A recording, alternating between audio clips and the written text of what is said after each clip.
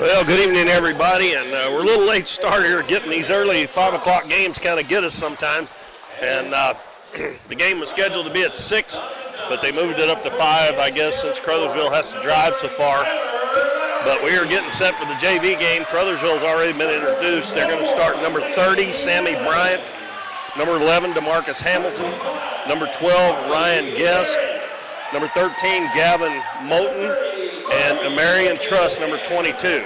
For the Dons, it'll be Tyler Lowry, number 3, Lane Allen, number 21, Harley Elliott, number 25, Corey Haygood, number 30, and number 51, Trent Anders.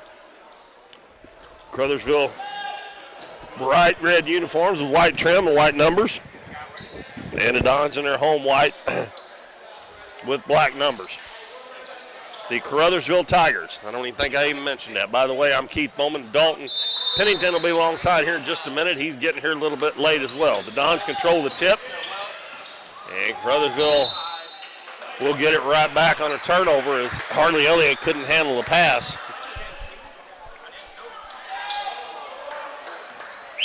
And we'll try to get things going here as quickly as we can. And we got number 11, Hamilton, handling the ball out front. The Dons are playing man-to-man as well. Gavin Moten, now to Bryant, back to Moten. He passes to Truss at the head of the key. Dons are kind of backing off of him. Nice drive to the basket. Shot put up no good there by Bryant, but they get the offensive rebound. Don didn't block out, and it's going to be Bryant getting the bucket, and he's going to shoot a free throw as well, trying to convert the three-point play. That foul was on Tyler Lowry. Hi, Dalton. Hey, Keith, how are you? I'm all right. These 5 o'clock games are a little tough. Had a lot going on this afternoon. Free throws up and good. Caruthersville takes a 3-0 lead. Now they set up in a full court press. Elliott hounded in the back court by Guest. Elliott will throw it up into the front court. Knocked away, going to be stolen. Pass up ahead and thrown out of bounds by Truss. He had Hamilton wide open and threw it over his head out of bounds. We're just underway. 6:16 to go in the first quarter. And the Dons trail 3-0. Haygood out front with it. And he'll be guarded by Bryant. Number 30 on number 30. Haygood picks up his dribble, backdoor pass, nice pass. I think they called a 5-second call before Haygood got rid of the pass. It didn't look like he was accounting, but anyway, that took away the layup because Lowry hit the layup. Hamilton with the ball out front. He gives it left wing to Moten. Now cross court to Bryant. In the paint, Truss bulls his way in, and he tries to go up, and he's going to shuffle his feet, and that'll be a travel. And that'll give the ball back to the Dons. I think the Dons JV's playing in a tournament this week too. They had the Malden tournament. I didn't catch the score, but I talked to Corey today in class, and I said, well, how'd it look Monday night? And he said, well, it wasn't real good. So they're playing, I think the format is Monday, Wednesday, Saturday, and so they'll be playing. They'll be playing 5 games this week. Exactly. With 6 players. Right. Well, and did he take Emmett or anybody over, or anybody play down? I don't think so. He's only got 8 on the varsity, so it's kind of hard to do that. Yeah. Haygood with it out front, gives it to Anders, top of the key. Over to Elliott. 3-pointer short. Barely grazes the rim, and the rebound comes down to Truss. And he'll hand it to Hamilton. Hamilton's shorter, I believe, than Tyler Lowry is. He's not very tall. No. And driving the paint will be Moten, and he puts up a little runner with the left hand, and he gets it to go. Quickly back the other way. Nice hesitation move by Haygood, but he misses the layup. And Caruthersville with a 5-0 lead, and 4:35 left in the first quarter. Well, they will be dragging Sunday morning is all I got to say. They get it inside, and Guest gets a layup. And we'll have a quick timeout called by the Dons with 4:28 to go in the first quarter. We'll keep it here. We were a little late getting on. And you can tell even by the crowd that this is an early start. I'm sure there'll be more coming in later on, but and Caruthersville, that's a long trip, and they probably won't bring. Right now, I don't see any fans from Caruthersville. They did bring their cheerleaders. They got more cheerleaders than they do ball players. Of course, a lot of those teams down in the Boot Hill do that. Right, right. Yeah, I'm like you. I don't see. We've got looks like the varsity team sitting in front of us, but other than that, there's not a drop of red in the gym. So. Well, I've got the rosters already wrote down, and some of the kids on the JV is going to be playing on the varsity too. Okay. Or they're dressing out. I don't know how much they'll play, but looks like there's only 2, 4, 6, 7 or 8 here in front of us for the varsity. It looks like 12 dressed for the JV, so about 20 boys total. Yep, probably. Haygood being hounded in the back court by Bryant. And we're going to have a foul on Bryant. Getting a little too handsy there. I don't think either one of them heard the whistle. You should be able to hear it. No more people's in here. That'll be the first foul on Caruthersville. Haygood's going to have to work, it looks like, and Bryant's going to ride him full court. And we're going to have another foul on Bryant. Not for long, I don't think. That's 2. Maybe not. And it looks like we've got a substitution, number 4. Jamonte Williams is coming in, as that will be the second foul on Bryant as he goes to the bench. And the Dons still looking for their first point. With 4:10 to go in the first quarter. Anders, nice back door. Haygood lays it off the glass and in. That was a nice cut by Haygood, but a better find there by Anders to see him. Well, I think Anders gave him a little head nod telling him to cut, and then Corey took off through the lane, and Trent fed it to him. So it worked. Yeah, good job by Trent for seeing that. He might be able to do that some more. When the team's playing aggressive man-to-man defense, a lot of times you can backdoor them. Yeah. And the ball's going to be knocked out of bounds by the Dons down underneath the Caruthersville basket. And it will be Williams to throw it in. Gets it in the corner. There's a three-pointer put up. It's an air ball. And the Dons not doing a very good job on the defensive boards, even though that ball went out of bounds off of Caruthersville. The three-pointer was by Moten, and it wasn't even close. He shot it about a foot too far. Haygood over to Allen. Allen to Anders at the head of the key. Now in the lane to lane, and he Allen, and he put in the lane to Allen, and he gets fouled on the shot. That foul's going to be on Moten. That's the same path that Haygood took to the basket a second ago with the ball in about the same spot too. Like you said, when they're coming out guarding in that man, it leaves that backside open to the goal, and the Dons are doing a good job filling that hole, cutting to the rim. And let's see, we're going to have number 10, Quantarius McVeigh, coming in after this first free throw.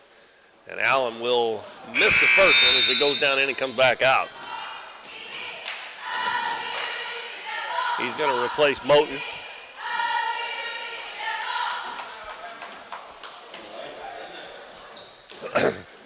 Lane Allen, 6'1" sophomore, steps to the free throw line, and he puts this one in. The bad thing about only having 6 players, and especially if you're going to play 5 games this week, is you can't do any pressing because it's going to wear you out if you do. Now they're set up in a zone, and I'm wondering after that last three-pointer if Coach Dilbeck didn't decide to, that's going to be out. Oh, that went off his back. Now they change it. Official down underneath.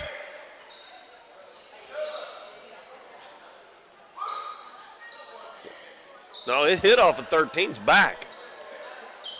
Yeah, I think the official was just pointing there. I think he gestured to him, my bad. He was saying it hit him off the back. I guess he just pointed the wrong way. Yeah, just pointed the wrong way, I think. But Devin Alfonso comes in for Tyler Lowry. But I was saying, the way they shot that 1 3-pointer a while ago, they might decide to play a zone and see if they can hit some outside shots. Another cut to the basket, and Harley Elliott's going to be fouled. And he'll get a couple of free throws. Don's doing a pretty good job here the last 2 or 3 trips. That one is going to be on Ryan Guest. Go ahead. Go ahead. It really looks like Caruthersville's really wanting to try to score in the paint. I think just about all their shots have come from there, except, like you said, that three-pointer that came from the corner, and it wasn't close. So I've got a feeling that's where they're going to kind of want to hang out tonight. Harley Elliott makes the first one. Yeah, and I know Doniphan don't like to play a zone that much, but sometimes that may be what you need to do, especially with 6 players again, too. That gives them a little more rest than having to follow somebody all over the floor, too. Right. It's a little harder to rebound out of the zone, too, though, and they've been having a little bit of trouble with that. Guest. And the shot put up. That hit the top of the backboard, but Caruthersville's going to come out of there with it. Williams over to Hamilton and pass inside to McVeigh. And we're going to have a foul against Trent Anders. There's so many things that can go wrong when you only have 6 players, and one of them is foul trouble as well. And you don't want Anders getting foul trouble because he's your only big guy. Really big kid they've got. Right. McVeigh, a left-hander, knocks in the first free throw. It looks like Caruthersville got a couple of decent-sized kids as well that are going to be able to go down there and kind of beat around with Trent. Missed the free throw, but an offensive rebound. That was by Truss. He's going to get it back in the corner. He missed the shot, and this time Anders gets the rebound. He cut that ball down at the waist. He didn't even jump for it. 8-5. Don's only 3 points down. After the way it started out, it was 7-0. And Haygood with a drive. And we're going to have a foul before the shot, it looks like. And Don's going to be in the bonus here pretty quickly. That's team foul number 5 already. Yeah, we've got 2 minutes left to go in the first, and like you said, 5 fouls already. Now number 14, Colby Sargent's come in. They've already used about 9 or 10 kids. Of course, he's got a pretty long bench there. Haygood trying to get a 3 off. He's picked up quickly. Passes to Elliott, now left side. Allen dribbles into the paint. Kicks it out to Haygood for 3. No good, long rebound, and Harley Elliott pulls it down for the Don. Out to Anders. Haygood open again. This one looks in, nope, in and out. Lane Allen with the rebound, shot's blocked. Then he goes back up again and it's blocked again. And letting him play it a little bit underneath the basket there. Well, Caruthersville comes away with it. They lead by 3. A minute and a half left in the first quarter. Guest on the left wing. Back out front to Williams. Williams dribbles between the circles. Lobs it over in the right wing to Guest. He hits Williams cutting through the basket. He's trying to get out of the trees and he throws it away. Oh. And then Alfonso, I don't know what he was doing there. He took off running with it.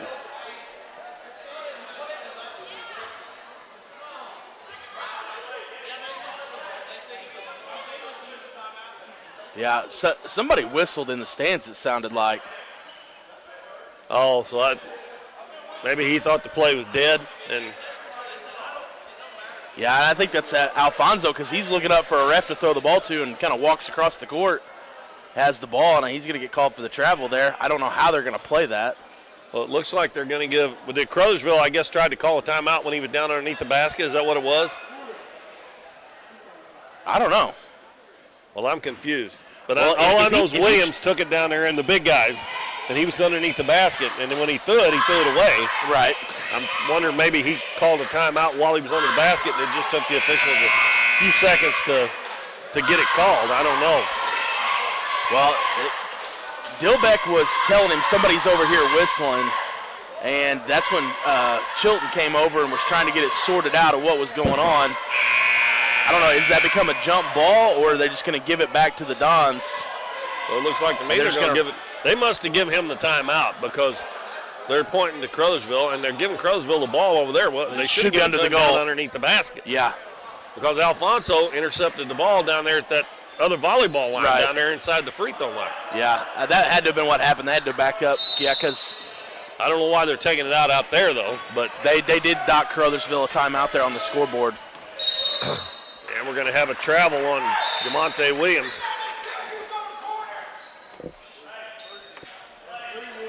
And their coach is a little upset with DeMarcus Hamilton.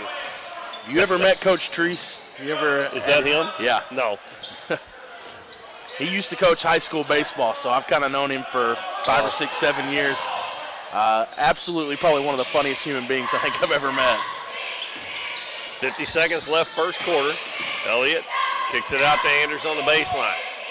Hands it to, nice move there by Corey Haygood as he takes it all the way to the hole, and he lays it in. Done a little double pump to get up under the defender. And the Dons have outscored them 7-1 since it was 7-0, and it's 8-7 now. Dons trail it by 1.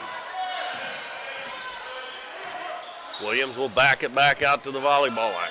Over to Guest on the left wing. In the corner. Williams, and he traveled again. He did. He didn't put, both feet moved and he didn't go anywhere. He acted like he didn't know what he'd done, but. Yeah. He's got a little shuffle. Dons with a chance to take the lead here before the end of the quarter. If they know how much time's left, and now we're going to have a travel on Harley Elliott. I thought he lost the ball before he traveled, but. Now Caruthersville's got 7.6 seconds. And they'll be able to get it up the floor easily because the Dons not applying any pressure. We'll see if they know how much time's left. I don't think they do you? Well, they're going to get it off. 3-pointer in the corner is an air ball. So after falling behind 7-0 to start the game, the Dons go on a 7-1 run, and they trail 8-7 at the end of the first quarter. We'll take a 1-minute break and be back with more Dons basketball on Current River Broadcasting.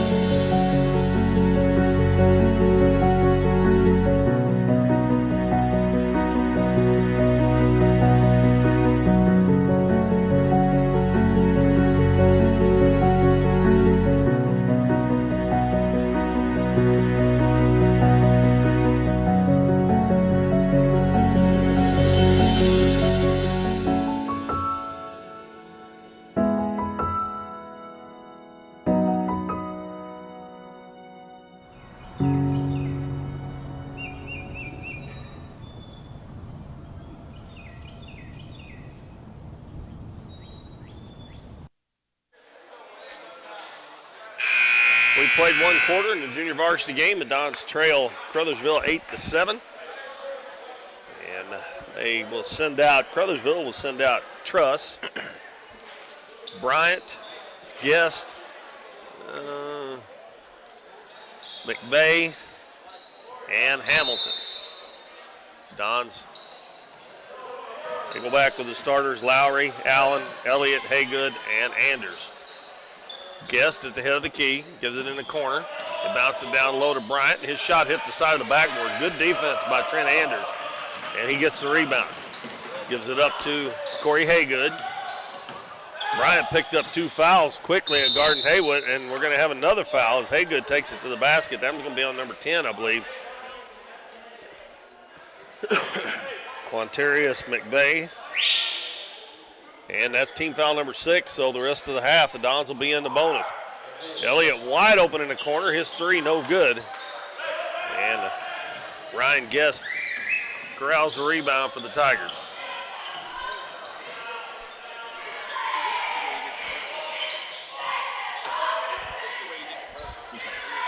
Truss gives it out to Guest for a 3-pointer. It rims in and out. And Anders with the rebound. Haygood throws it in the corner to Elliott. He cuts to the basket, and the ball's knocked away. And Truss going to take it down, and he puts it up and in. That's good hustle by Anders to try to get back, but he's already got 1 foul, so he didn't want to pick up another one. Haygood's got to get some help. Elliott comes to the ball on the left wing. It's Anders. Anders catches and lays it in. And again, the Dons getting baskets off that screen game off the weak side. And it's 10-9 in favor of Caruthersville. Dons still playing a zone. Guest between the circles. Bounces to Truss. Truss weaves his way into the lane, puts it up too hard, and oh, goodness. Somebody... Lane Allen just let him go up over his back and get it without putting the body on him, without jumping maybe. And on the rebound, we got a foul. Did they call a foul? I think they called it a jump ball. Okay. I started to say if it was a foul, it would have been a 1-and-1. So the Dons again with a chance to take the lead. Haygood. Pass to Lowry. Batted out of bounds by number 11, DeMarcus Hamilton.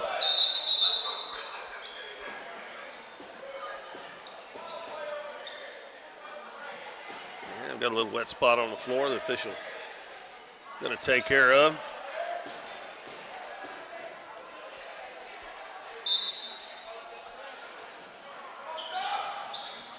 Lowry lobs it in to Anders. He'll take it back out to Haygood. Left wing to Lowry. Now to Allen. Swings it right side. Haygood. And he tries to hit Lowry, and the pass is intercepted by Hamilton, and he heads back the other way. Passes it right wing. Lefty three-pointer put up there by McVeigh, no good, and the rebound is put back in by, was that number 30? Yes. Sammy Bryant. And again, the Dons getting hurt on their defensive boards. Allen wide open in the corner, but he didn't get it to him. Now he's going to drive the baseline, and he muscles it up, no good. Going to get his own rebound, goes up, no good, and he's going to be fouled. I think this three-point attempt down here by Caruthersville was the first one that's drawn iron all night. I think they've had about 4 shots. I think that's the first one to hit the rim. Don's doing a better job on the offensive boards than they are the defensive boards. Right. Lane Allen, 1 of 2 from the line. And he makes the first one. 12-10. Dons trail by 2 with 4:27 left first half. That one's short. Oh, that hit the rim, fellas. Oh, he got a lane violation. I thought he called it not hitting the rim. Now, when they do that, does that free throw count as an attempt? It doesn't, does it? No, it does not. That's what I thought. I haven't been counting them when they do that. So. And that one hits the front of the rim, and it's going to go out of bounds, and it's going to be Don's ball. Trent Anders got a hand on it and went off the number 10. I'm sure as a coach we'd like to see those stats as just because it got called for a lane violation, you still either made it or missed it. Yeah, you still missed it. Yeah. Well, I guess if it would have made it, it would have counted anyway. Exactly, yeah. Allen goes in, muscles it up and in. Now Don's get some defensive rebounds down here. They'll be in business. That ties the game at 12.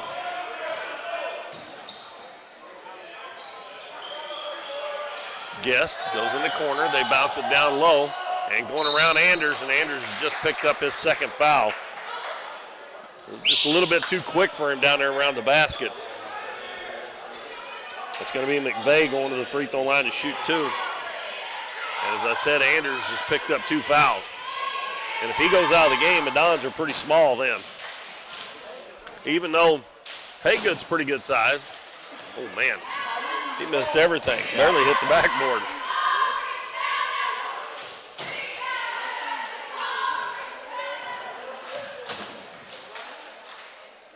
Next one up, and it goes in. Boy, it's hard to believe he can miss one that bad and then make one. So he actually has 2 points, both from the free throw line. That number 13 checked in, Moten. Gavin Moten back in. Haygood gets around Bryant. Now he catches up with him. Bounces to Lane Allen at the head of the key. Oh, and he almost traveled, but he got rid of it before he drug that pivot foot. And we're going to have another foul on Bryant. That's going to be 3 of them he's got just like that. And that'll send Haygood to the free throw line for a 1-and-1.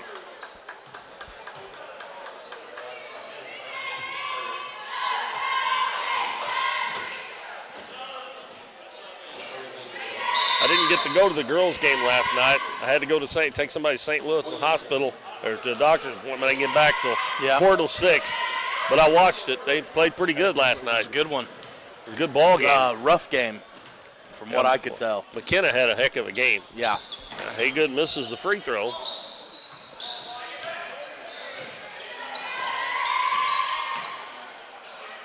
Hamilton, right wing.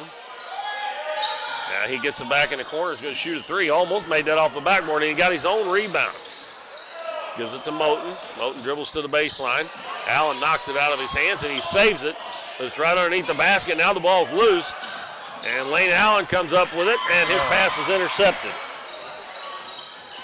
Hamilton's all over the place. He's like a little water bug out there. Gives it to Williams. Back to Guest between the circles. Now to Truss on the right wing. Dribbles in, he travels.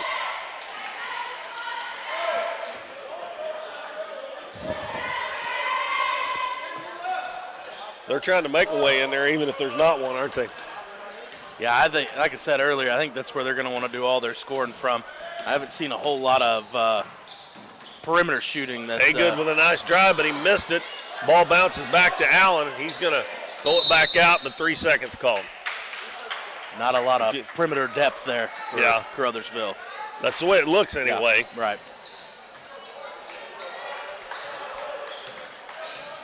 I'm going to say the varsity probably has a little bit of a different look, though. Probably so. Guest gives it in the corner to Hamilton. Back out front, Williams. Back to Guest. Now free throw line to Truss. Goes right through his hands. He wasn't expecting it. And it picked up by Trent Anders. Dons with a chance to take the lead again. They've had 2 or 3 chances here. Hadn't been able to do it. And Allen almost overrun the ball there. And he's sitting on the floor. And Coach Dilbeck will burn a timeout to save the possession. With 2:18 to go, it's 13-12 in favor of Caruthersville. We'll take a 30-second break, and we'll be right back. Hometown Pharmacy is your one-stop pharmacy for all of your medical needs. Our pharmacists provide shots for flu, pneumonia, and shingles all in this pharmacy with no appointment necessary. Refills can be requested online or through our app, and delivery is available if you live within the city limits. Transferring prescriptions is easy, so come by or give us a call, and our friendly staff will take care of everything. Come experience the difference a hometown pharmacy can make on LaRue Street in Doniphan.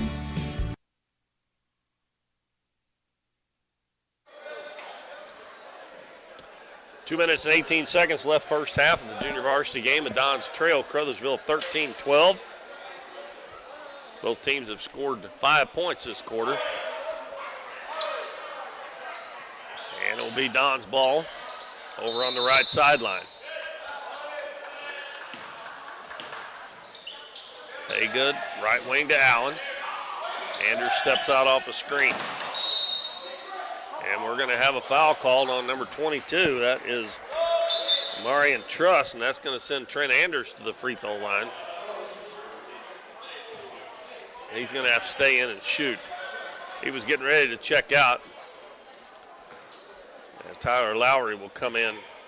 The next dead ball. Anders, this will be a 1-and-1, so he'll have to make the first. After this, they'll be in the 2-shot bonus.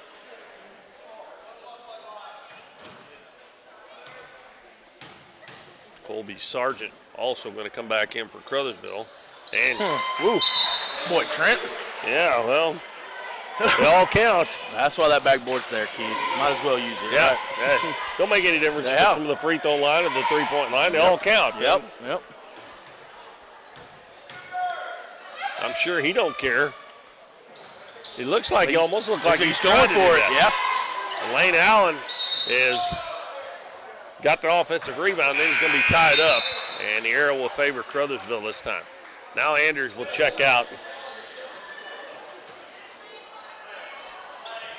And Lowry comes back in.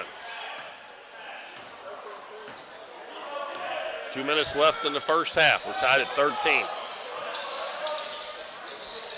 Williams headed the key to Moten. And his pass batted away, and it's going to go out of bounds. Last touch by Caruthersville. Good job there by Devin Alfonso to get a hand on that, and then Caruthersville touched it before it went out.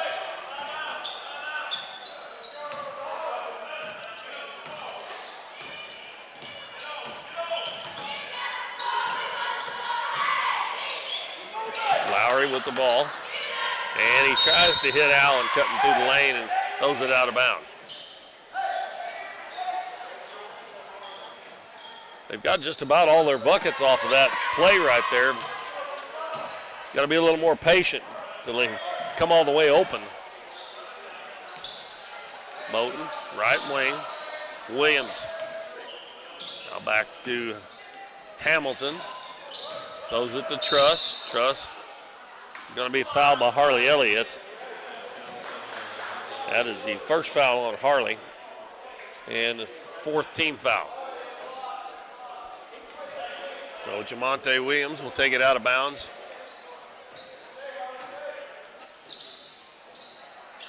Lobs it way out front to Hamilton. Hamilton bounces down low. Harley Elliott overplayed, got the steal, and Don's got a 2-on-1. And pass down. Nice job there by Alfonso as Tyler Lowry will get the basket. He held that till just the perfect time to give it up. He made the defender come to him, and then Lowry was wide open. The Dons take their first lead with 1 minute left in the first half.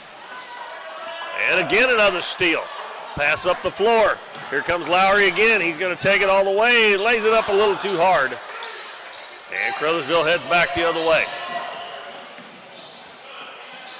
And they'll slow it up now. Bounce to Williams, left wing. Cross court to Moten. Now in the corner, Hamilton. He loses his dribble. Gets some help from Amari and Truss. And they set it back up now with 25 seconds left in the first half. And he cut through the basket. They cut through the basket. And nice job by Allen. He started to cover it up, and then he thought, I got to get rid of it here. We're going to lose it. 12 seconds to go. The Dons with a chance to take the last shot here. And a drive to the basket. A little floater up, no good. And a rebound underneath by Allen. And we're going to have a foul with 3.8 seconds to go. And Lane Allen will shoot two. And I swear they're doing a better job on the offensive board than they are the defensive board. I agree. This will be the 10th and 11th free throws of the first half for the Dons. Lane Allen's got 4 points so far in the first half. They've only made 5 out of 9 so far, so that lead could be bigger than what it is.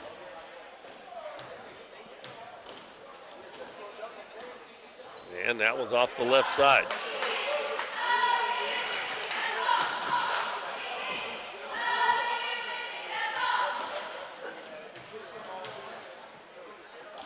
Next one on the way, it's good.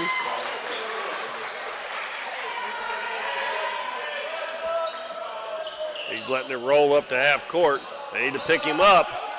And I think he walked there. And look at that. That didn't come close to making the three. He shuffled his feet right before he shot that. But they're going to give him a three-pointer on it of DeMarcus Hamilton. Wouldn't you know it? They can't make one to just regular shooting. He stopped out there 5 foot behind the three-point line. Yeah. Well, we're tied 16-16 at the end of the first half. We'll take a look at the scoring here real quick before we take a break. Sammy Bryant has 5 for Caruthersville, also has 3 personal fouls. DeMarcus Hamilton hit that three-pointer. He's got 3 here in the first half. And let's see, we got 2 points for Ryan Guest, 2 for Gavin Moten, 2 for Amari and Truss, and 2 for Quantarius McVeigh. And they were 3 of 5 at the free throw line. They got a lot of different guys scoring, but they just haven't scored very much. For the Dons, Tyler Lowry with 2, 5 for Lane Allen, 2 for Harley Elliott, 4 for Corey Haygood, and 3 for Trent Anders. And the Dons were 6 of 11 from the free throw line in the first half. So at the end of the first half, it's 16-16, the Dons and the Caruthersville Tigers. We will take a break, and we'll be back with you shortly before the second half starts right here on Current River Broadcasting. We see the potential of her and him and you, of where you're from and what you can accomplish. Because when you set your mind to it, there's nothing you can't do. But reaching your potential isn't just about achieving your goals. It's about helping others, supporting your neighbors, building your community, and investing in people that make a difference. Like her, and him, and you. Because when you're from here, that's just what you do. And from here, we can do anything. We're for road trips. We're for hitting up Arthur Bryant's for lunch and making it to Lambert's for dinner. We're for drop tops, T-tops, classics, cruisers, steel horses, and real horses. Have you ever hit a deer? Yep, we're for you too. We're for getting stuck in traffic and 6-lane freeways that aren't so free. We're for Missouri license plates. No, medals of pride. Like us, no two roads are alike, but we're all connected. We are Missouri Farm Bureau Insurance, and if you're a Missouri driver, we're for you. I am Doug Green, your Missouri Farm Bureau Insurance Agent, and if you're in Ripley County, I've got you covered. At Mathis Timber, our goal is to provide our landowners with the greatest possible financial return on their timber lands, while not damaging young timber or leaving your property in a mess. We have served Ripley County and the surrounding areas since 1939. We will buy your timber on lump sum total or percentage. We have several references upon request. Contact Craig Mathis at 573-429-0996 and see how Mathis Timber can assist you with all your timber harvesting needs. The housing market is hot and interest rates are still low, making it a great time to sell your house or look for your new home. Either way, Taylor Schleif with United Country American Realty in Doniphan is there for you. Check out her listings online and be assured that Taylor will be with you every step of the way, making the process easier and more enjoyable for you. Come see her at their office in Oak Tree Village or schedule an appointment by calling 996-6786. Taylor Schleif and United Country American Realty, coming soon to a closing near you. Davis True Value is proud to sponsor the Dons and Donettes for another exciting ball season. Just like the Dons and Donettes, Davis True Value knows hard work wins the game. They are your selection, service, and savings destination hardware store, serving the area with paint, plumbing, electrical, lawn and garden, and housewares. Your local True Value hardware with so much more. From window repair to chainsaw sharpening, we are the store of first choice. Behind every project is a True Value. The housing market is hot and interest rates are still low, making it a great time to sell your. We're for worrying less about the what-ifs and more about the why-nots. We're for checking off your bucket list and then making a new one. We're for starting a family, a business, a tradition. And if you find yourself starting over, we're here for that too. We're for doing as much as you possibly can on a Saturday and absolutely nothing on a Sunday. We're for building a life in Missouri and going out and living it. And when it comes to making sure everything you build is protected, we're here for you. We are Missouri Farm Bureau Insurance, and we are Missouri for life. I'm Lindsay Turner, your Missouri Farm Bureau Insurance Agent, and if you're in Ripley County, I've got you covered. Through the years, it's taken all of us to make our community great. We're proud that Chevrolet has been an important part of America's history for many generations. And Ripley County, Missouri, you are as American as it gets. And that's why your friends at Countryside Chevrolet of Doniphan want to say thank you. Thank you for making our country and our community great.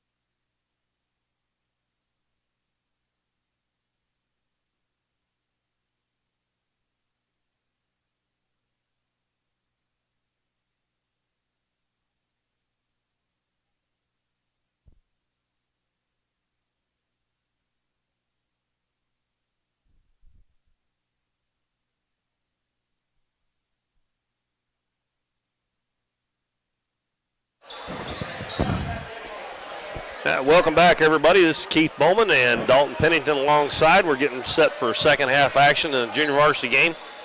The Caruthersville Tigers and the Doniphan Dons tied 16-all. And the Dons will have the first possession. Anders, Haygood, Allen, Elliott, and Lowry on the floor. And the Dons get another cut to the basket and a layup from Lane Allen. If they just patient every time, they can probably get it every time. Well, the Dons go back up 18-16. And they also have to realize just because the cut man is there doesn't mean the pass has to go there. Yeah. Sometimes they force keep it running. Exactly. Running, over and over and over. Yeah. Eventually he'll cave. Got a rebound underneath by Truss, and I hope that's not the third one on Anders. Well, it is. I thought he was straight up there. Well, a lot of times they call that foul anyway, even if they are straight up. It's going to be Truss at the free throw line. They've also got Moten, Bryant, Guest, and Hamilton on the floor. First free throw no good. Caruthersville hadn't shown at all they can make outside shots or even free throws very well. Anders with the rebound on the miss of the second free throw. Pass up ahead, Lowry, and he'll give it back to Corey Haygood. And he is hounded. Now he gets around him. And he throws it away. I think he kind of threw that off the pass instead of picking it up and passing it.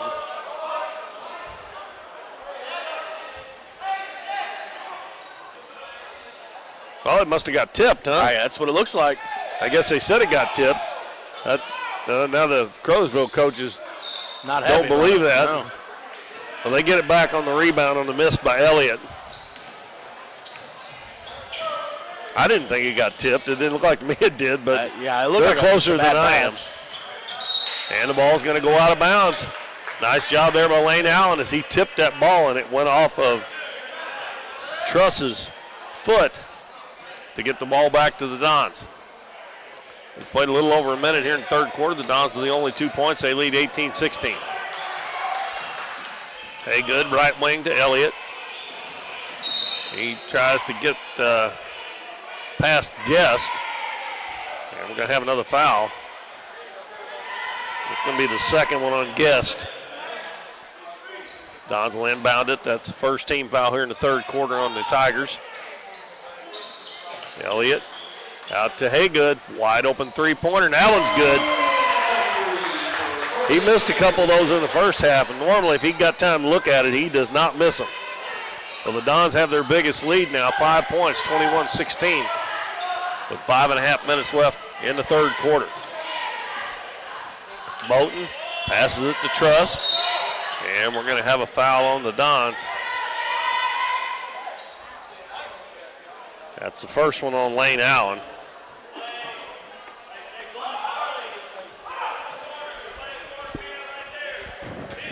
Caruthersville inbound underneath the left side of their basket. And the ball overthrown and hustling after it. Lowry going to take it in, goes in, and nothing called there. That should have probably either a walk or a foul, one or the other, but a little bit out of control there. And Anders gets the block. Oh, don't throw it to the big guy. Corey Haygood, don't do that. Anders walks with it. I think Trent was surprised to catch that one there too as well. Yeah, he doesn't normally get too many of those in the middle of the floor going down on a fast break, or even if he could have just caught it and stopped, he'd have been all right. But he checks out of the game, and Caruthersville throws it away again. I'm wondering if that pass wasn't intended. I think it was for Lowry that was up closer to the half-court line. I'm wondering if that wasn't supposed to go. Stepped in the way. Trent stuck his hand out and ended up catching one. Devin Alfonso checked in for Anders, who's got 3 fouls. Good luck. And a three-pointer in the corner is up, no good. And Lane Allen again with a hustling on the rebound. They're going to call a tie ball on the rebound. And it'll belong to Caruthersville this time. 4:43 to go in the third quarter. It's 21-16 Dons. They've scored 5 points this quarter. Caruthersville had not made a point so far. And another travel on Hamilton. I think that was Williams that was having trouble in the first half getting travels called on him. Yeah. I don't know if one of the Dons jumped out in the passing lane there or what, but it caused him to travel. Allen, long shot up and no good. Guest gets a rebound for the Tigers.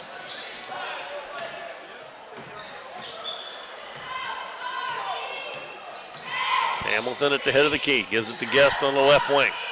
Bounces baseline to Truss. Don's still playing that zone defense, trying to make Caruthersville shoot the ball from the outside. And again, the Don's guards, Lowry and Alfonso, doing a good job getting hands on passes, trying to go to the wing.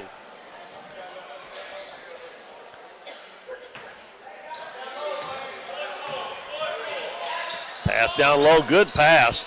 And the shot no good by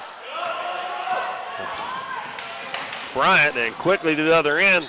Elliott missed the shot. The ball's tipped out. It's picked up by Lowry. Cross court to Alfonso. In the corner. And the three-pointer's up good by Corey Haygood. He didn't even really have his feet set on that one. Still knocked it down. I've noticed he kind of shoots that way. Everything kind of is leaning towards the bat. The feet are always moving forward, it seems like, out of Corey's shot. 24-16. I know one thing. If you leave him open, he'll hit it. That's exactly right. The lead is 8 now.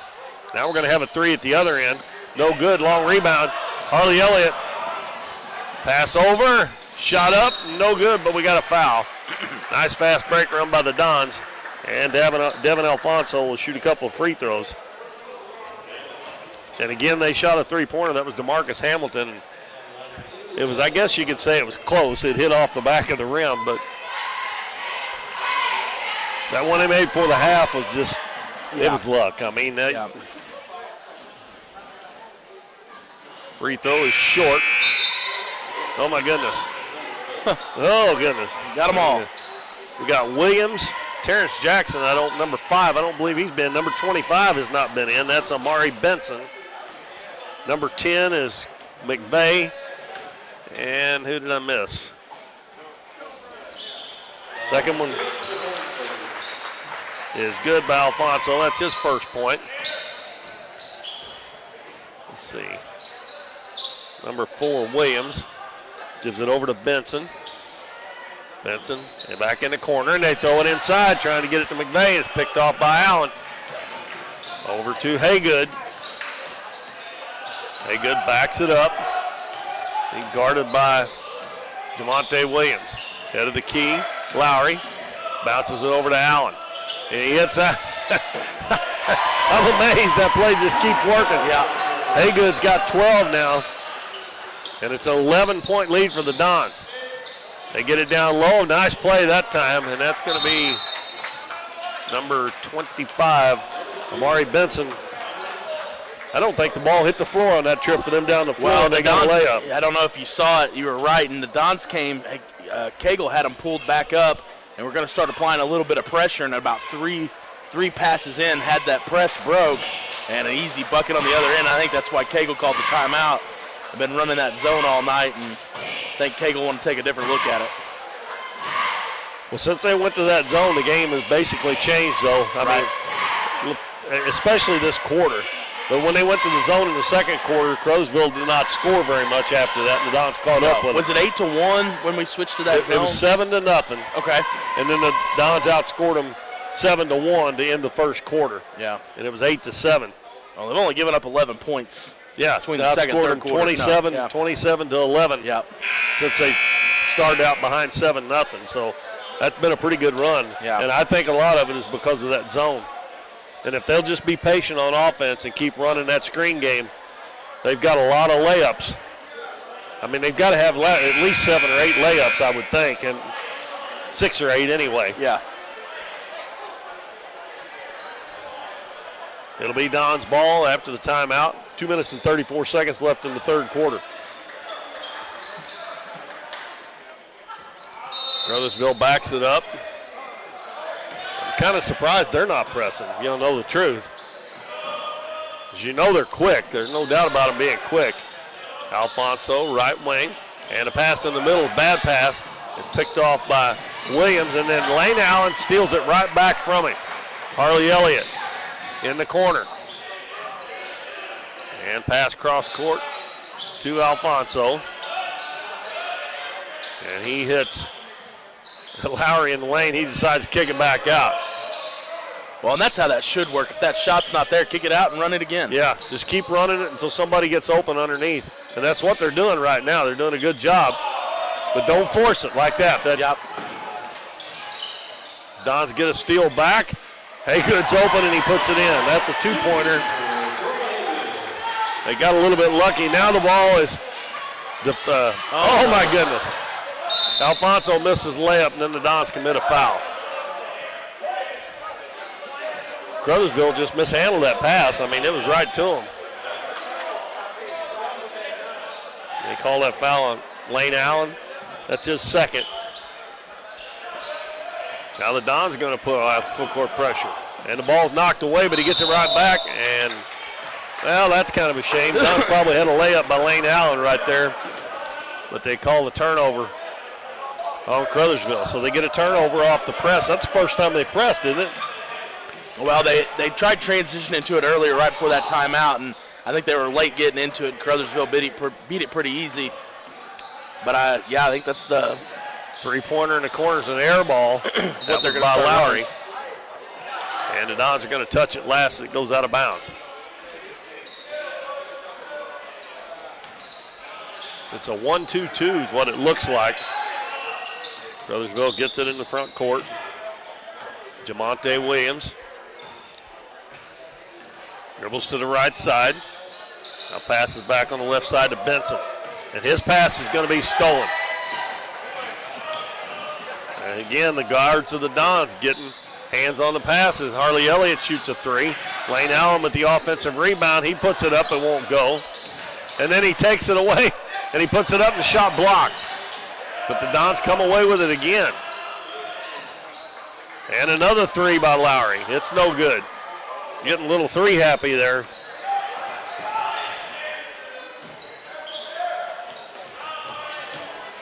Sargent drops it off. McVeigh's going to put it up. Won't go. Battle for the rebound. It's tipped out. And Lowry gets it. Got 15 seconds left third quarter. Coach Cagle and Dilbeck both stand up and say, let's go for one shot. Haygood. Jump stop. And he's going to turn and put it up with the left hand, and it's good. He was motioning for Elliott to go to the basket there or come out, and they didn't do it, so we'll just turn and throw it up with the left hand that went in. He's got 16 points and a 15-point quarter for the Dons and only 2 points for Caruthersville as they lead at 31-18 going into the fourth quarter in the junior varsity game. We'll be back in 1 minute on Current River Broadcasting. We see the potential of her and him and you, of where you're from and what you can accomplish. Because when you set your mind to it, there's nothing you can't do. But reaching your potential isn't just about achieving your goals. It's about helping others, supporting your neighbors, building your community, and investing in people that make a difference. Like her and him and you. Because when you're from here, that's just what you do. And from here, we can do anything.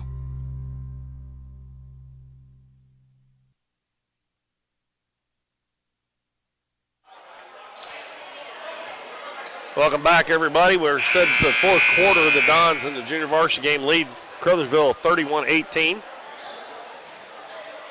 And it's going to be Don's ball. Trent Anders checks back into the game. He's playing with 3 fouls. Corey Haygood, Lane Allen, Harley Elliott, and Devin Alfonso. And again, there's a layup for Lane Allen. He shot it too hard. Perfect run play. Just shot it a little too hard. It's Williams. And a bounce pass down low is going to go out. Oh, they said, no, nope, they're going to change it. It's Williams, Jackson, Sargent, McVeigh, and number 20. This is his first trip into the game. Tyrone Hopkins. Don's up 15. They outscored Caruthersville. They were tied at half, so outscored them 15-2 in that quarter. And again, throwing it in there to one of the guards. Be better off as the big guy if they're not wide open. Ball knocked out of bounds by Caruthersville.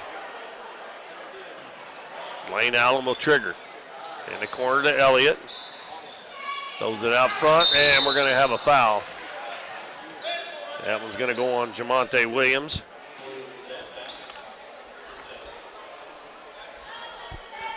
That's 3 team fouls.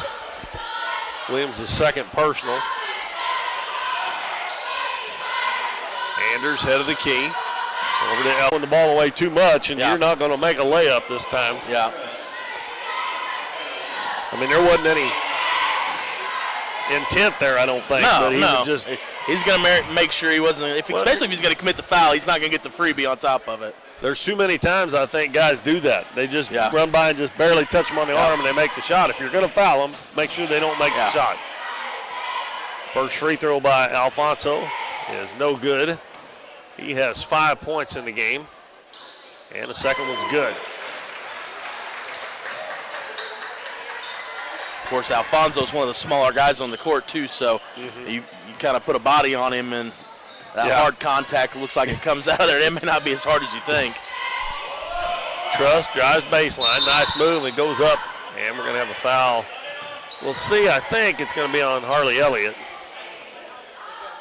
That is number 2 on Harley. This will be a 2-shot foul.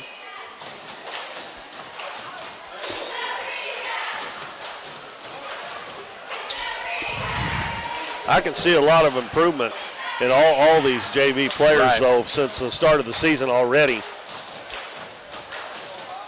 And with them having to play so many minutes, it makes it a little bit tougher. Truss misses again.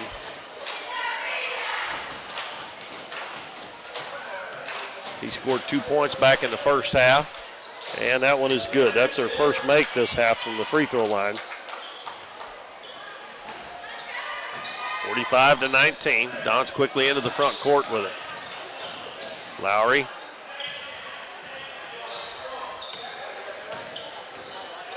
Good with the basketball. Over to Elliott. Now Lowry. And the key to Alfonso. They swing it to the right side.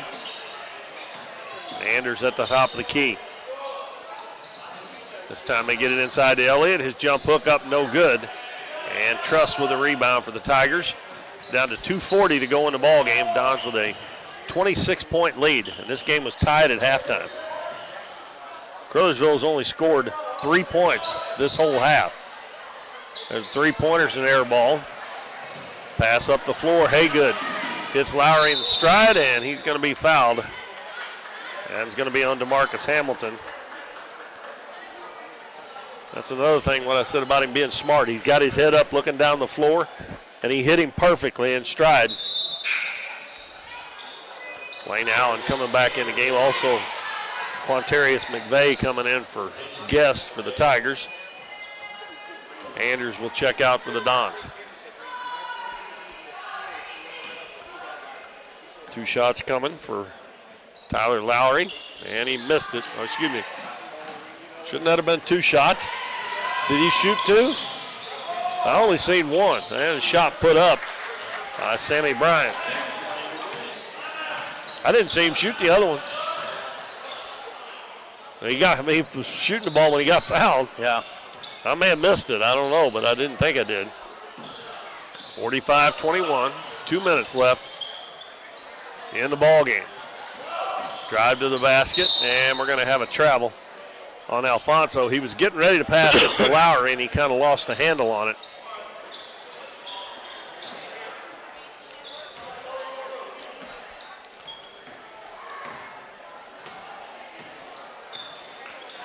Don's going to win this JV game. As I said, I don't know. It just looks like to me they're playing. The first quarter they got off to a slow start. There's another runner up, no good. And we're going to have a tie ball on the rebound, and it'll stay with Caruthersville. But it just looks like to me that they got off to a slow start, and after that they've played pretty well. Well, and I know Haygood's got 21 points, but up in McVeigh's three-pointer no good. Lane Allen with the rebound. Go ahead, Dog. With Haygood ended up rattling off 21, but a lot of those came late third quarter into the fourth. And so, bad pass there, and it's going to be a lay-in for Truss. And I just think that the Dons had a really balanced approach to everything tonight. Anybody that was cutting and was open was getting a touch. I think everybody kind of did a great job scoring. I think Corey ends up pulling away from the rest of the group, but I think it was a good overall performance from everybody. Pass down underneath, and the shot is up and in by Devin Alfonso. Alfonso's got 8 points now in the game. I wouldn't be surprised. That may be his high for the game, high for the year. Another three-pointer put up by Hamilton. No good. Offensive rebound for Truss. Backs it out behind the three-point line. And we're going to have a foul on Alfonso. That's his first. No one-on-one yet. That's team foul number 6. 42.7 seconds left. Martin inbounds it, and Truss loses it. And we got man wide open up the floor, and Lane Allen's going to lay it up and in. 9 points for Lane Allen.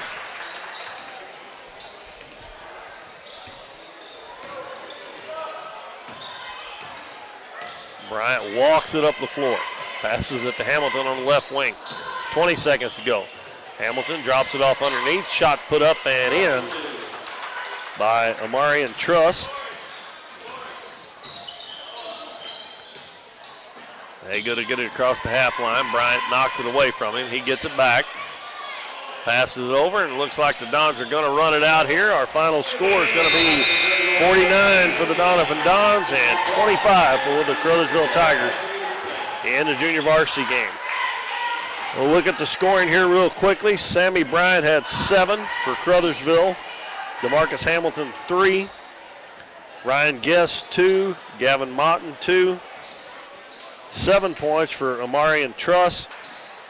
2 points for Quantarius McVeigh and 2 for Amari Benson.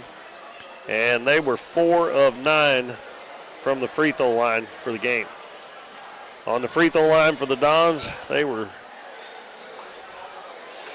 9 out of 17 for the game. And we got 2 points for Tyler Lowry, 8 points for Devin Alfonso, all those in the second half. 9 for Lane Allen, 4 for Harley Elliott, 21 for Corey Haygood, and 5 for Trent Andrews. And final of 49-25 Dons in the JV game. We got the varsity game coming up here shortly. We will take a short break. We'll come back in time to give you some stats for the Dons and also tell you what we got coming up the rest of the week here on Current River Broadcasting. So stay tuned. Be back shortly. We're for road trips. We're for hitting up Arthur Bryant's for lunch and making it to Lambert's for dinner. We're for drop tops, T-tops, classics, cruisers, steel horses, and real horses. Have you ever hit a deer? Yep, we're for you too. We're for getting stuck in traffic and 6-lane freeways that aren't so free. We're for Missouri license plates. No, medals of pride. Like us, no two roads are alike, but we're all connected. We are Missouri Farm Bureau Insurance, and if you're a Missouri driver, we're for you. I am Doug Green, your Missouri Farm Bureau Insurance Agent, and if you're in Ripley County, I've got you covered. Hometown Pharmacy is your one-stop pharmacy for all of your medical needs. Our pharmacists provide shots for flu, pneumonia, and shingles all in this pharmacy with no appointment necessary. Refills can be requested online or through our app, and delivery is available if you live within the city limits.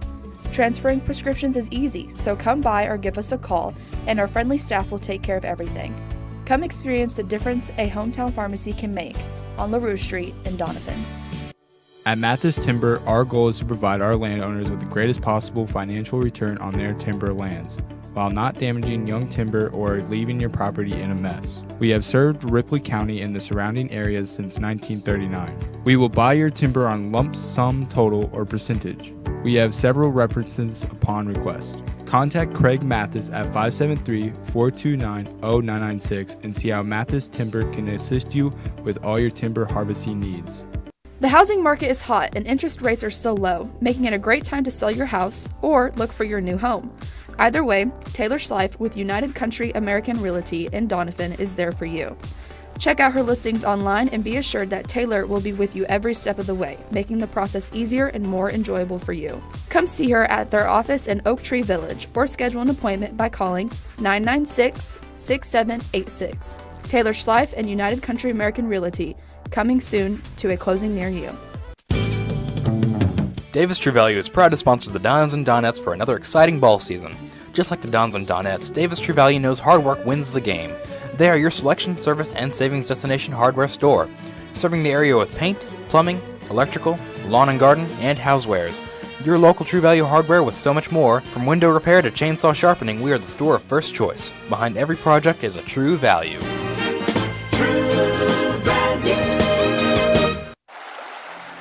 Through the years, it's taken all of us to make our community great. We're proud that Chevrolet has been an important part of America's history for many generations. And Ripley County, Missouri, you are as American as it gets. And that's why your friends at Countryside Chevrolet of Doniphan want to say thank you. Thank you for making our country and our community great.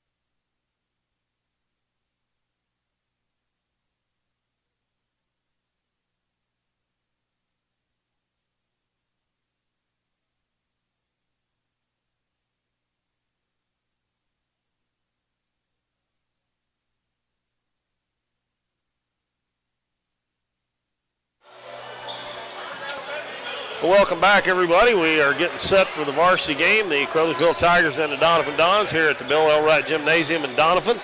And we're going to go over some stats for you. Dalton's got those right there in hand, and he's going to go through those for you. So, well, tonight's matchup is going to have the Doniphan Dons, as Keith said, taking on the Caruthersville Tigers. The Dons coming into tonight at 11-3. Caruthersville only 7-2. Keith and I were kind of talking. 9 games total. The Dons are at 14, 9 for Caruthersville, and that's kind of a light load for at this point in the year. We've made the turn at Christmas. We're now into January, so you would think that they've played some more games, but looking back, they've only played 1 tournament, and that was all the way back at the beginning of the year, and that was when they played in that Bulldog Classic to start the season, which they ended up winning with wins over Gideon, Zenith, Hornersville, and Cooter. The Dons score 60.4 points per game, and they allow 55.2, while the Caruthersville Tigers score 68.3, and they allow about 50 a game. So Caruthersville tends to score a little bit more, it looks like, than the Dons do, but they also give up fewer points. It looks like the spread for the Dons, as we know, they've played in a lot of close ball games. There's only about a 5-point swing in there. In their differences in the win-loss column, or in the scoring column, pardon me. Caruthersville, on the other hand, is a plus 18. Doniphan has lost the last 11 games against Caruthersville. The final last year was 54-42, and that game was played at Caruthersville.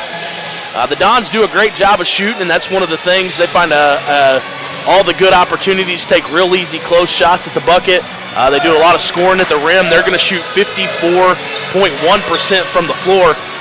From three-point, they're shooting at about 1 out of 3, at 32.2% there. From the free throw line, shooting 58.3, and I'll have to look back at the stats on Huddle, and that maybe do something I look here at in a second. I feel like that number was way down in about the first 5 or 6 games of the year, and I feel like we're seeing the Dons shoot much, much better from the free throw line the last few. The Dons are picking up at about 32.5 rebounds per game. Looking at some individual stats, Max Owen is going to be the leader for the Dons. He averages about 21.7 points per game, 6.9 rebounds. He, from three-point land, shoots 39.4%, and he shoots 65.8% from the free throw line. He's leading the Dons in all 4 of those categories, points, rebounds, three-point percentage, and free throw percentage. Emmett Jones has been doing a great job here lately. Didn't do a whole lot of scoring to start the season, but really turned it on over at Bloomfield. He's now moved into the second highest scorer for the Dons. He's averaging 12.8 points per game, and he's shooting a pretty impressive 58.7% from the floor. But the thing you'll notice about Emmett, a lot of his shots are going to come from the paint. He's not going to pull up much further. If it's not in the black tonight, he's probably not going to pull up and shoot it.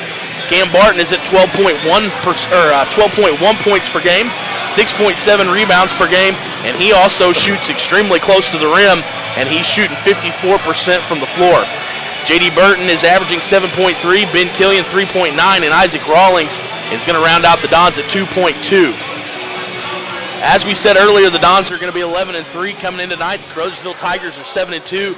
I looked at both of these schedules, and I couldn't find any like opponents except for, if you look at the comparison for the Malden game, maybe, because we had Malden was knocked out in the semifinals over at Bloomfield. The Dons didn't actually play them, but Caruthersville lost that game by a score of 45-53. So that's about the closest thing we have to a like opponent. It looks like Doniphan beat Malden twice. Doniphan has beat Malden twice. I thought we just beat him in the semis. No, we beat them in the regular season by 1 point. Matter of fact, I think the score was exactly the same, and then they beat them in the Clarkton tournament as well. Well, I've got that pulled up here. Let's look at it. I thought it just took that semis win. I think it was 51-50. Oh, they did beat them in the Clarkton, 51-50, and then in the regular season, 60-58. Is that what it was? Was the score. So a 2-point game both times. So the Dons are 2-0 against the team that has beat this Caruthersville team. So there you go. We do have a more than a somewhat like opponent. Well, you do know they're going to be awful athletic. There's no doubt about that. Well, they're awfully big, too, looking down there on the floor. Of course, the Dons are big, too, so we'll see how that. Do you have any heights for them, any of them? Yes. Well, the starters, they got 1'6'3", and 1'6'1", a couple 6 foot and 5'11" starting. Okay. So they're not a whole lot of difference. No, about the same. And actually, their tallest guy is 6'3", and number 1, Isaiah Rogers, he's one of the starters, and then number 24, Torrey Myers, is also 6'3". So they're not really any bigger than the Dons are. No. I was going to say, the rest of this week, we got Thursday night, we'll be back here. The Donettes will be playing Greenville, and that is only one varsity game, no JV game, starting at 6 o'clock against Greenville, another Ozark Foothills Conference game. The Dons go to Naylor Friday night for an Ozark Foothills Conference game, and next week, all we have are both. Each team just plays one game next week. The girls play Neelyville here next Thursday, folks. You can get out and watch that one if you can, because they played each other at Twin Rivers, and it was a barn burner. And I don't even know if we even mentioned about, if people didn't know it, which I'm sure most everybody that's a Donette fan knows, that the Donettes beat East Carter last night at East Carter by 10, and it was a really good ball game. They played really well last night. Then last time they played, they only beat them by 2, but it was four game in 4 days too. Yeah. And both teams were kind of dead dog tired, but the Donettes got them by 10 last night. But next week, the Donettes play Neelyville on Thursday here, and that game will be on Current River Broadcasting. And the boys play East Prairie on Friday here, and that'll be on Current River Broadcasting. That's the only 2 games. Each team has 1 game next week. We are getting set for our national anthem, and we will take a 1-minute break and be back with the starters for the Tigers and the Dons.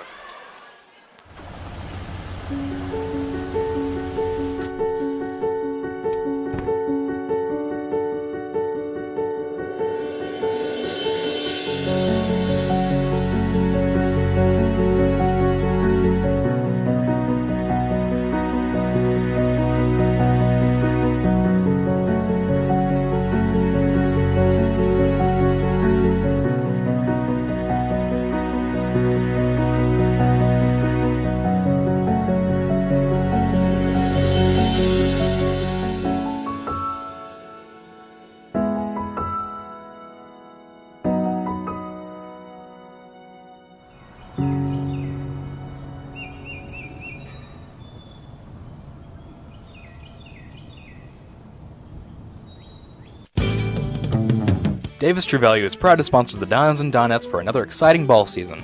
Just like the Dons and Donettes, Davis True Value knows hard work wins the game. They are your selection, service, and savings destination hardware store, serving the area with paint, plumbing, electrical, lawn and garden, and housewares. Your local True Value hardware with so much more. From window repair to chainsaw sharpening, we are the store of first choice. Behind every project is a True Value.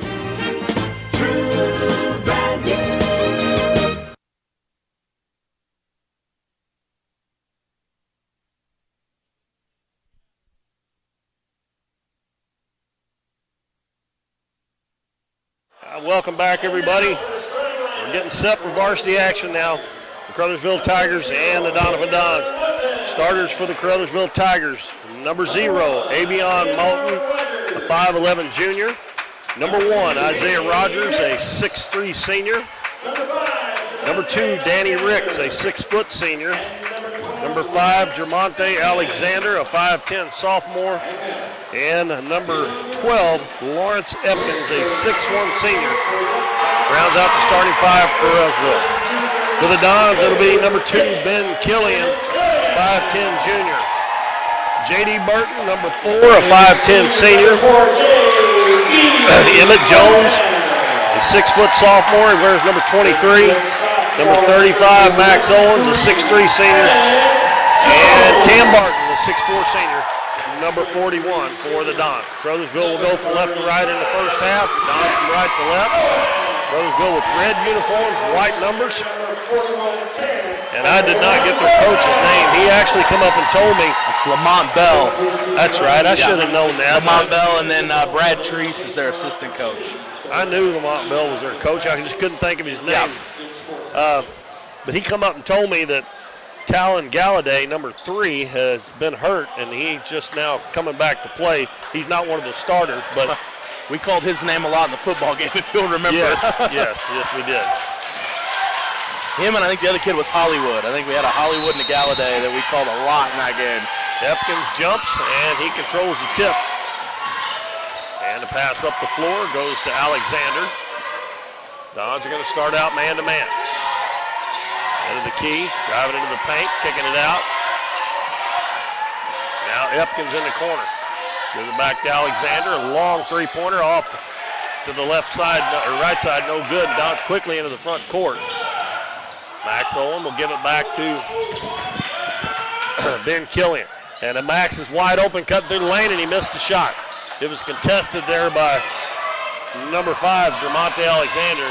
You know these guys are going to be able to jump and contest those shots. So Alexander, right wing to Moten. Goes up free throw line to Rogers, turns, shoots, and scores. Caruthersville breaks on top 2-0. We've played a minute in the first quarter. Killian picks up his dribble, got to get some help. Barton comes way out on the left wing to help him. Now to Max Owen, wide open three-pointer, it's short. And quickly the other way. Epkins dribbles to the right wing. Dribbles into the paint, puts it up, and he's going to be called for travel.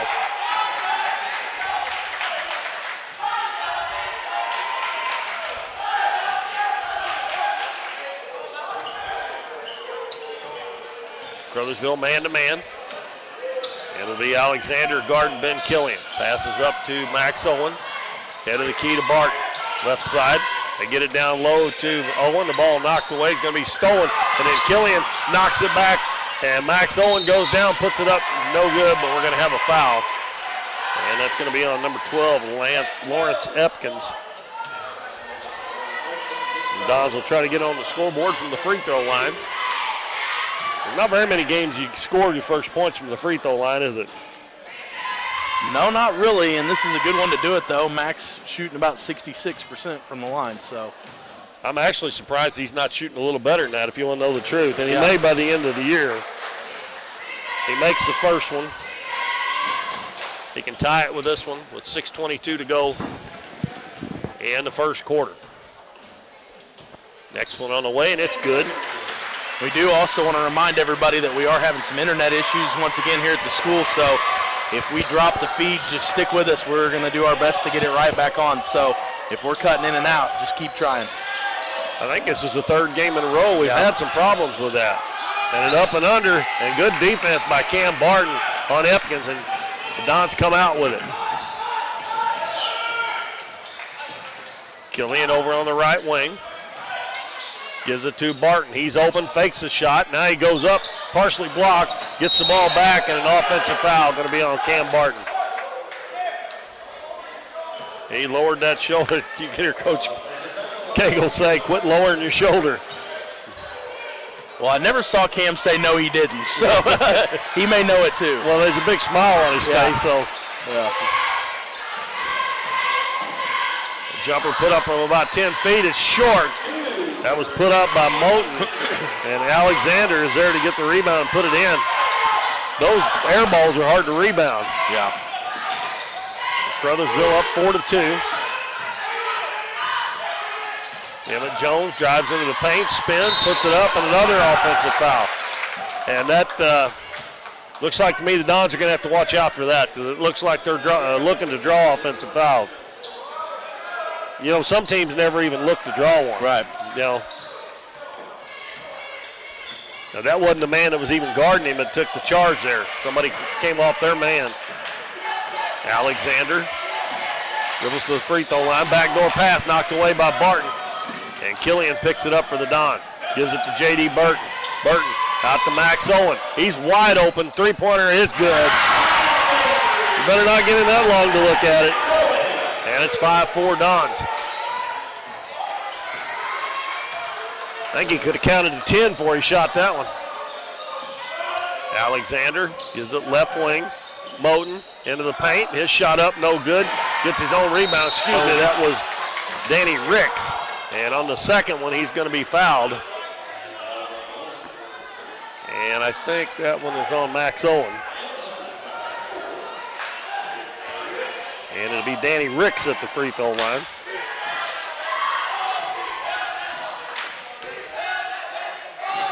First free throw, no good.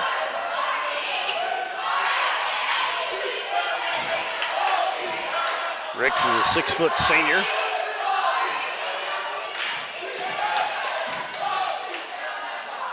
Next one is good, and that ties the game back up at 5 points apiece.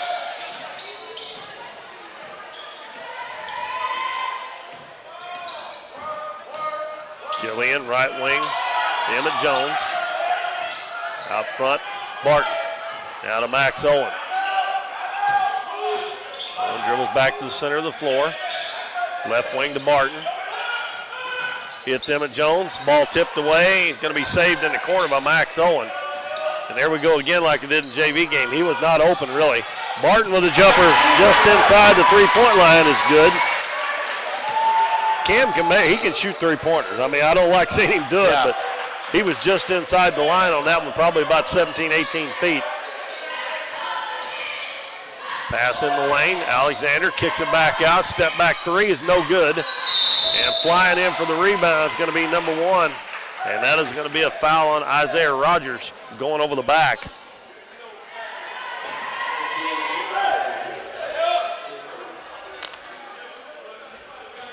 The Dons with a 7-5 lead. A little over halfway through the first quarter.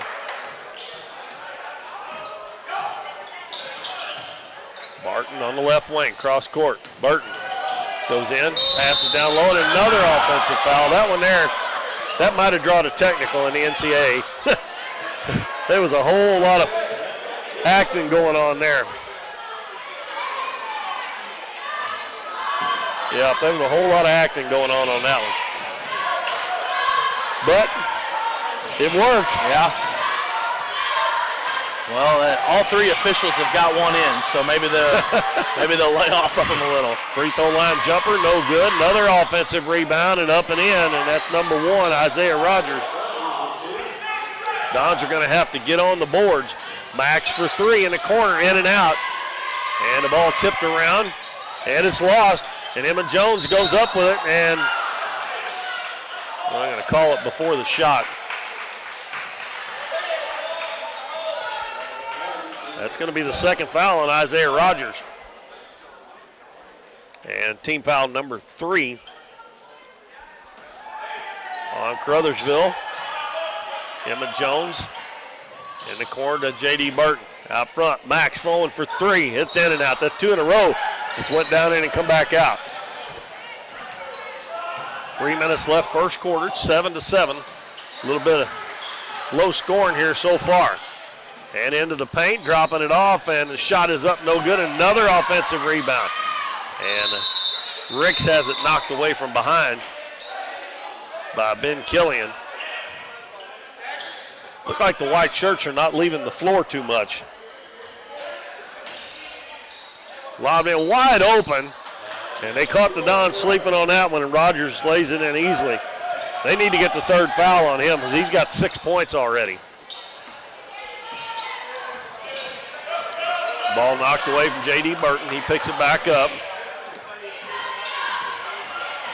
He'll spin into the lane, and we're going to have a foul.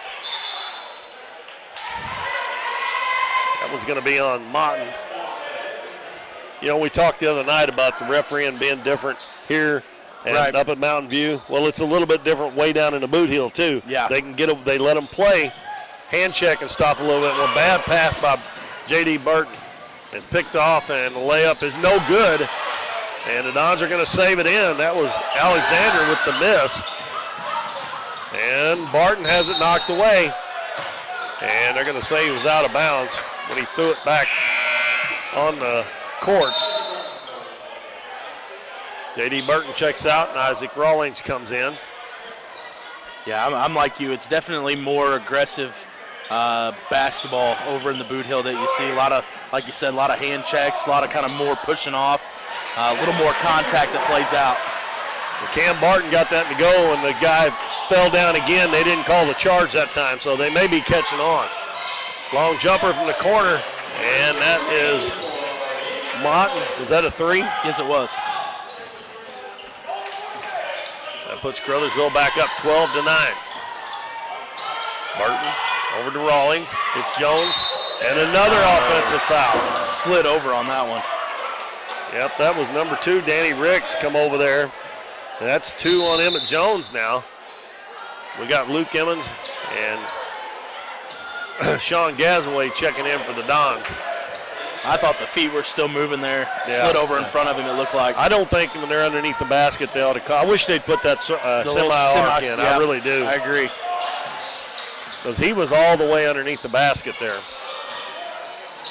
Bounce pass on the baseline. Ball's loose, and it's going to be picked up by Ben Killian.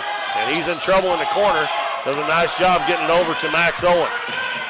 Owen has it knocked away and stolen from behind. Pass up ahead. Ricks goes down, and he lays it up and in. And Coach Cagle calls a timeout with 1:15 to go. The Dons down 14-9. We will take a 30-second break and be right back after this message.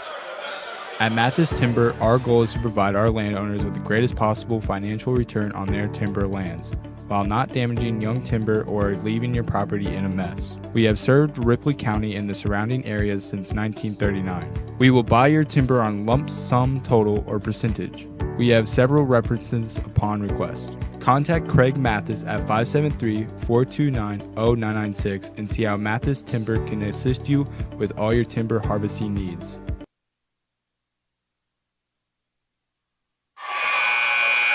Well, Coach Cagle fired up during that timeout as the Dons had the ball there, and they just got a little loose with the basketball.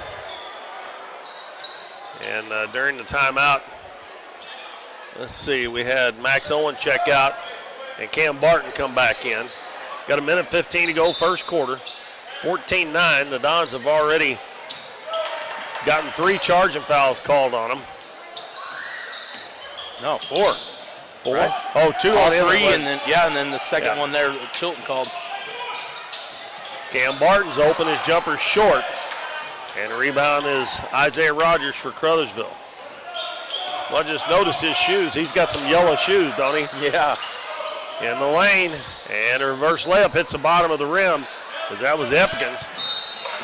And the outlet pass was knocked out of bounds by Caruthersville.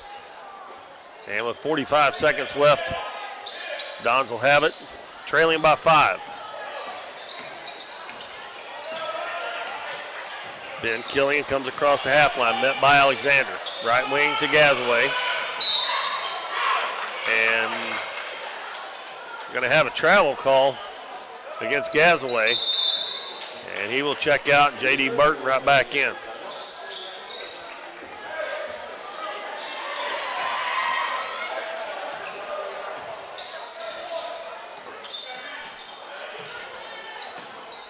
Alexander comes across the half line, looks over at Coach Bell.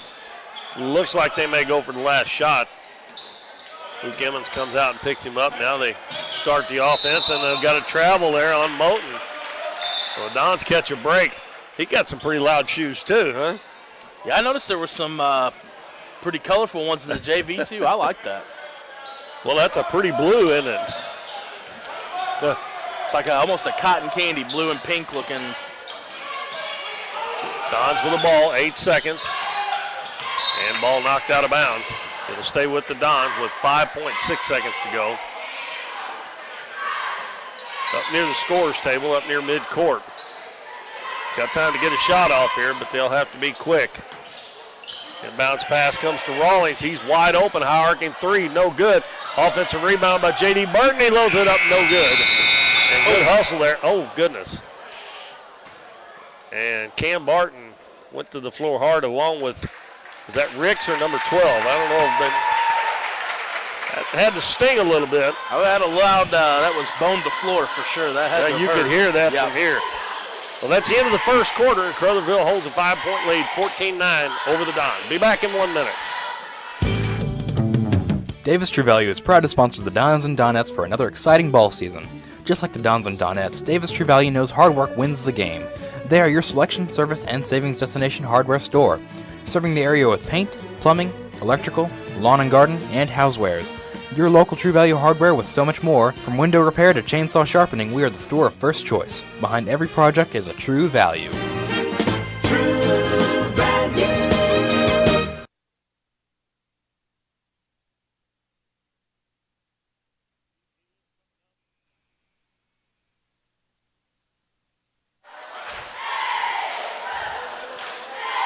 We had a rough and rugged first quarter, and at the end of one, it's Caruthersville 14 to Dons 9. And Coach Cagle's been fired up mostly at his own team in that first half, but a couple of charge calls looked like they could have been flops. And this year in college basketball, if you do that, it's a technical. If the official thinks that you flopped on purpose without really getting hit. Some of that stuff I think they need to put in high school, like that semi-arc down by the basket. Yep. And I think they will sooner or later. But well, I think that and shot clock both may be coming to high school sports. They've already got that in Arkansas. Exactly. Right? I don't know if I like that in high school, though. I really don't. But it'll make any difference what I like. They're going to do what they're going to do what they want to do.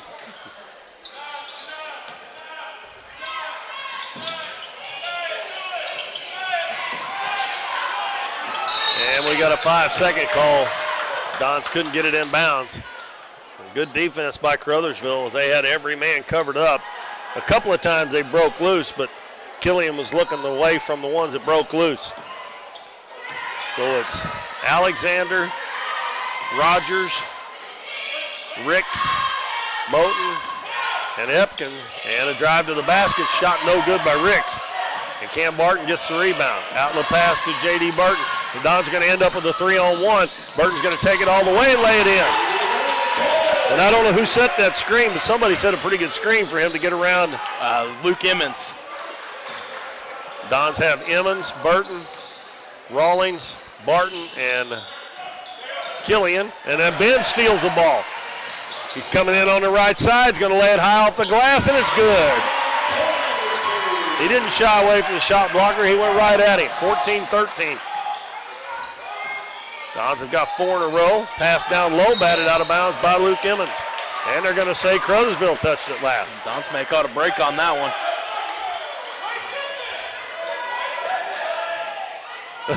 Coach Bell, though the Dons did tip it, but I just assumed that they said that it was hit by Epkins after that. Ooh, carry. Burton drives in, and we got a travel on J.D. Burton.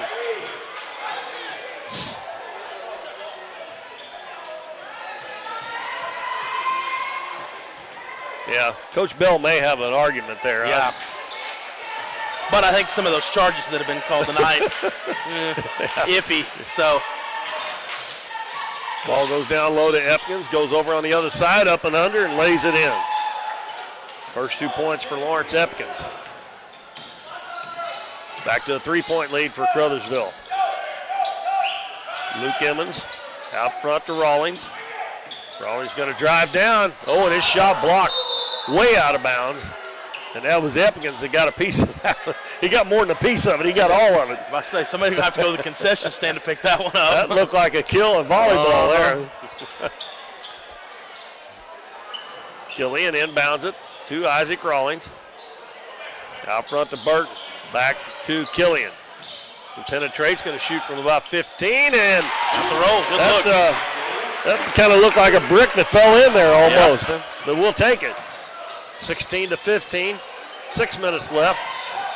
And a drive into the paint and a good pass from Alexander to Isaiah Rogers. And Rogers has got 8 points already.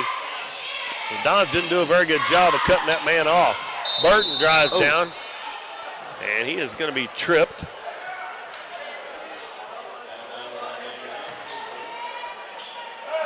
Yeah, he called that foul on. Should have been on number 2. And that's who he called it on, I believe. Yeah, Danny Ricks, that's his first. Both teams have 5 team fouls. Rawlings lobs it in, and that's intercepted, and they're going to get a layup out of it. Barton trying to catch up, goes down, and he contested, no good, but the offensive rebound underneath is going to be by Alexander. You cannot throw that kind of pass against these guys. They're too athletic. They'll set a screen and get the ball in bounds. Luke Emmons gives it back to Barton. Barton drives to the basket, and we're going to have a block this time. Cam has gone to the floor hard twice tonight. That one is going to be on number 2, and that's going to be the second one on Ricks.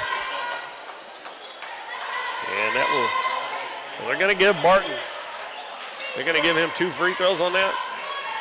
I didn't think he was shooting it. Now they're going to say out of bounds. That's okay. But they will be in the bonus for the rest of the first half.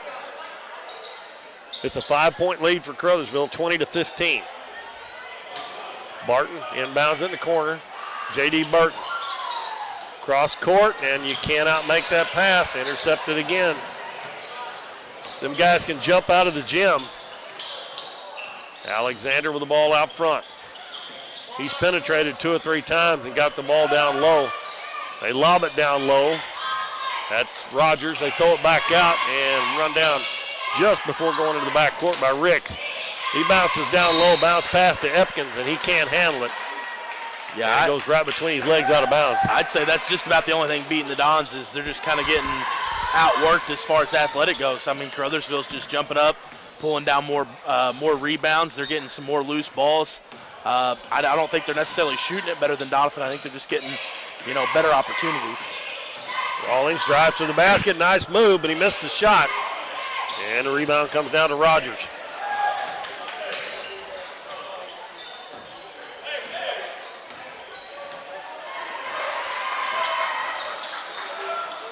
In the corner, there's going to be a long three-pointer put up, and it's good.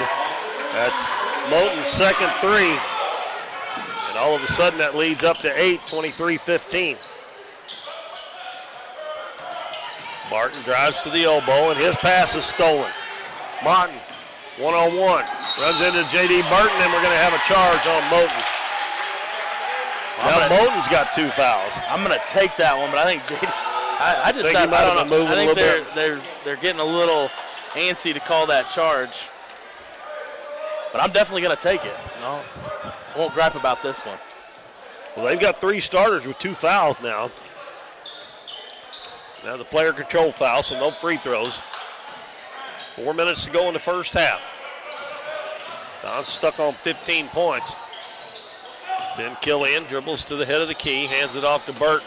Burton has it taken away. And Alexander goes down and lays it in, and a silly foul on J.D. Burton. That's going to be 2 on J.D. The bucket will count. That goes back to what we talked about in the JV game. On those breakaways like that, if you're going to foul, you got to foul him hard enough where he's not going to make it. Well, Alexander baited him into that foul. He slowed down and let him catch up with him. I agree. And the free throw's good, and he's got 7 points now. And the lead is 9. That's not right. That's not right, is it? 26, that's right. That's what, 11 points. I didn't think they put the basket up there. Luke Emmons. Pass to Rawlings, and he just loses it out of bounds. And Emmett Jones coming back into the game. He's playing with 2 fouls. And Corey Haygood also coming in for the Dons.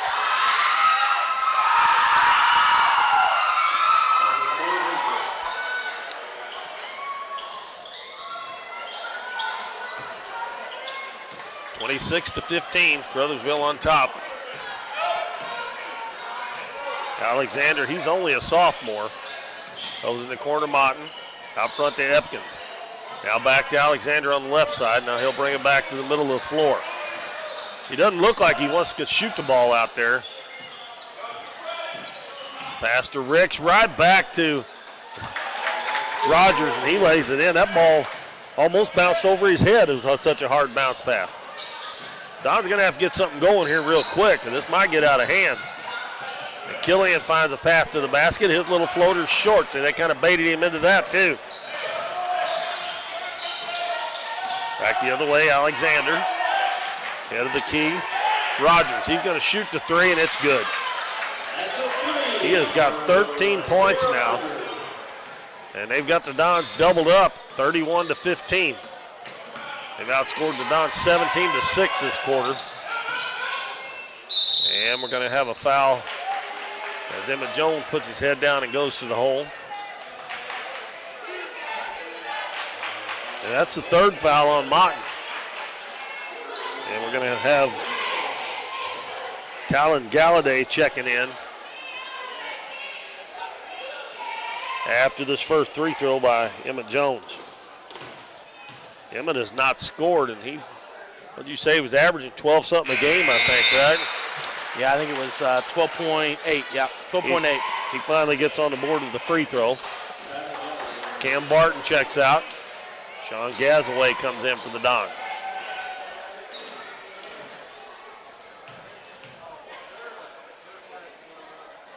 Next one up and in and out. Epkins with the rebound.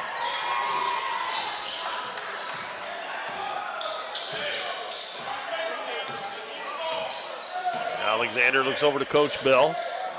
Pass over on the left wing to Galladay. Dribbles it to the baseline.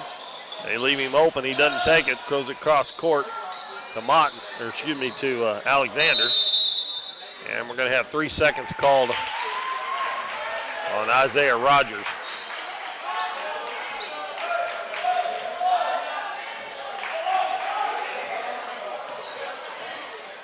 Dons need a bucket or two here for the half. Cut into this a little bit.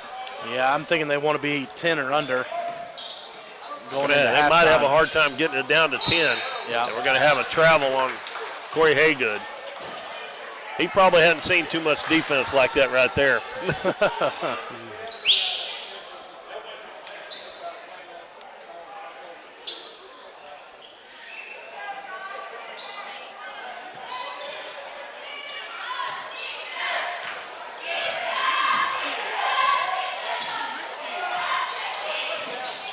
Alexander, nice bounce pass to Epkins, and he lays it in. I want to tell you what, Alexander's a pretty nice point guard. He's been able to penetrate that zone, but you shouldn't be able to do that. Not that easy anyway. Gazaway with the basketball. Hands it to Haygood. Out in the corner to Rawlings. He's double teamed, ball knocked away and stolen. And it's going to be Galladay with the steal. He's going to bring it up. Gives it in the corner. And we're going to have a block on Gazaway. And I think that will be team foul. I guess they'd already put up. No, that is 7, so it's going to be a 1-and-1. And it'll be Isaiah Rogers shooting.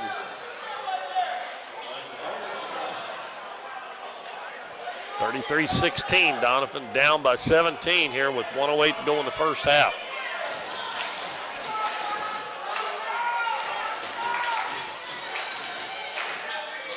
Free throw is good.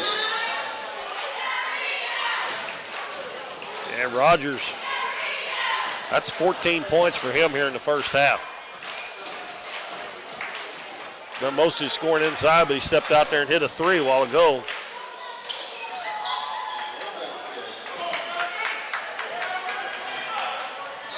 He's almost got as many himself as the Dons does as a team. Minute to go. Hand off to Emmett Jones. Jones has it to Isaac Rawlings. Rawlings to Haygood. I'll tell you what, them guys are sneaky now. Well, they missed Emmett Jones. He was wide open there for a minute. Jones has it taken away. Caruthersville's got a 3-on-1. Lob down, and it's good by Isaiah Rogers. And I don't know what he was doing tapping his head there, but they shouldn't allow him to do that stuff. That's kind of showing the other team up. I mean, they're blowing the Dons out right now, and Dons going to have to get something straight at halftime to even be able to halfway get back in this game. 11 seconds to go. Jones takes it in, and another blocking foul. That one's going to be on Ricks, and that'll be his 3rd foul. That's the only thing that might help the Dons out here. They've got 2 starters with 3 fouls.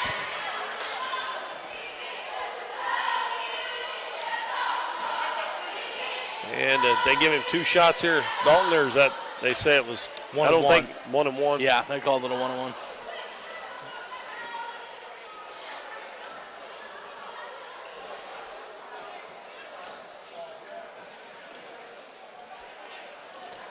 Well, they got a player at the scores table. I don't know how come they didn't let him come in. But now they are.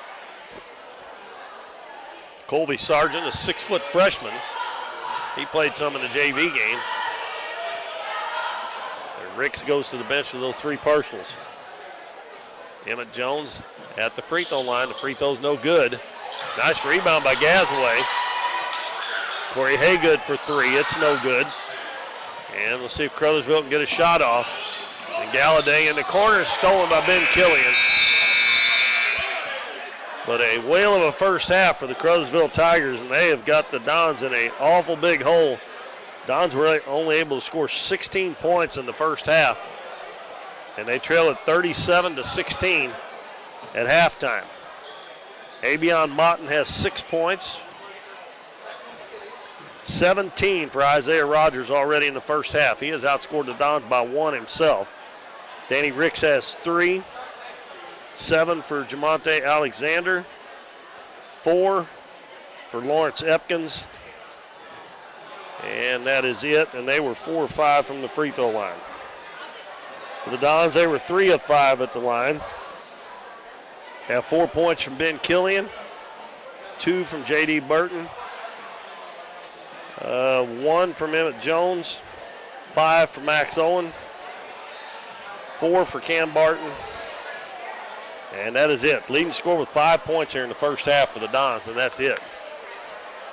Well, it looks like our man over here on the headset left us. I was going to take a break for a couple minutes or two, but Coach Epps is on his way up, so are you just going to give him your headset? I'm going to give him the headset, yeah.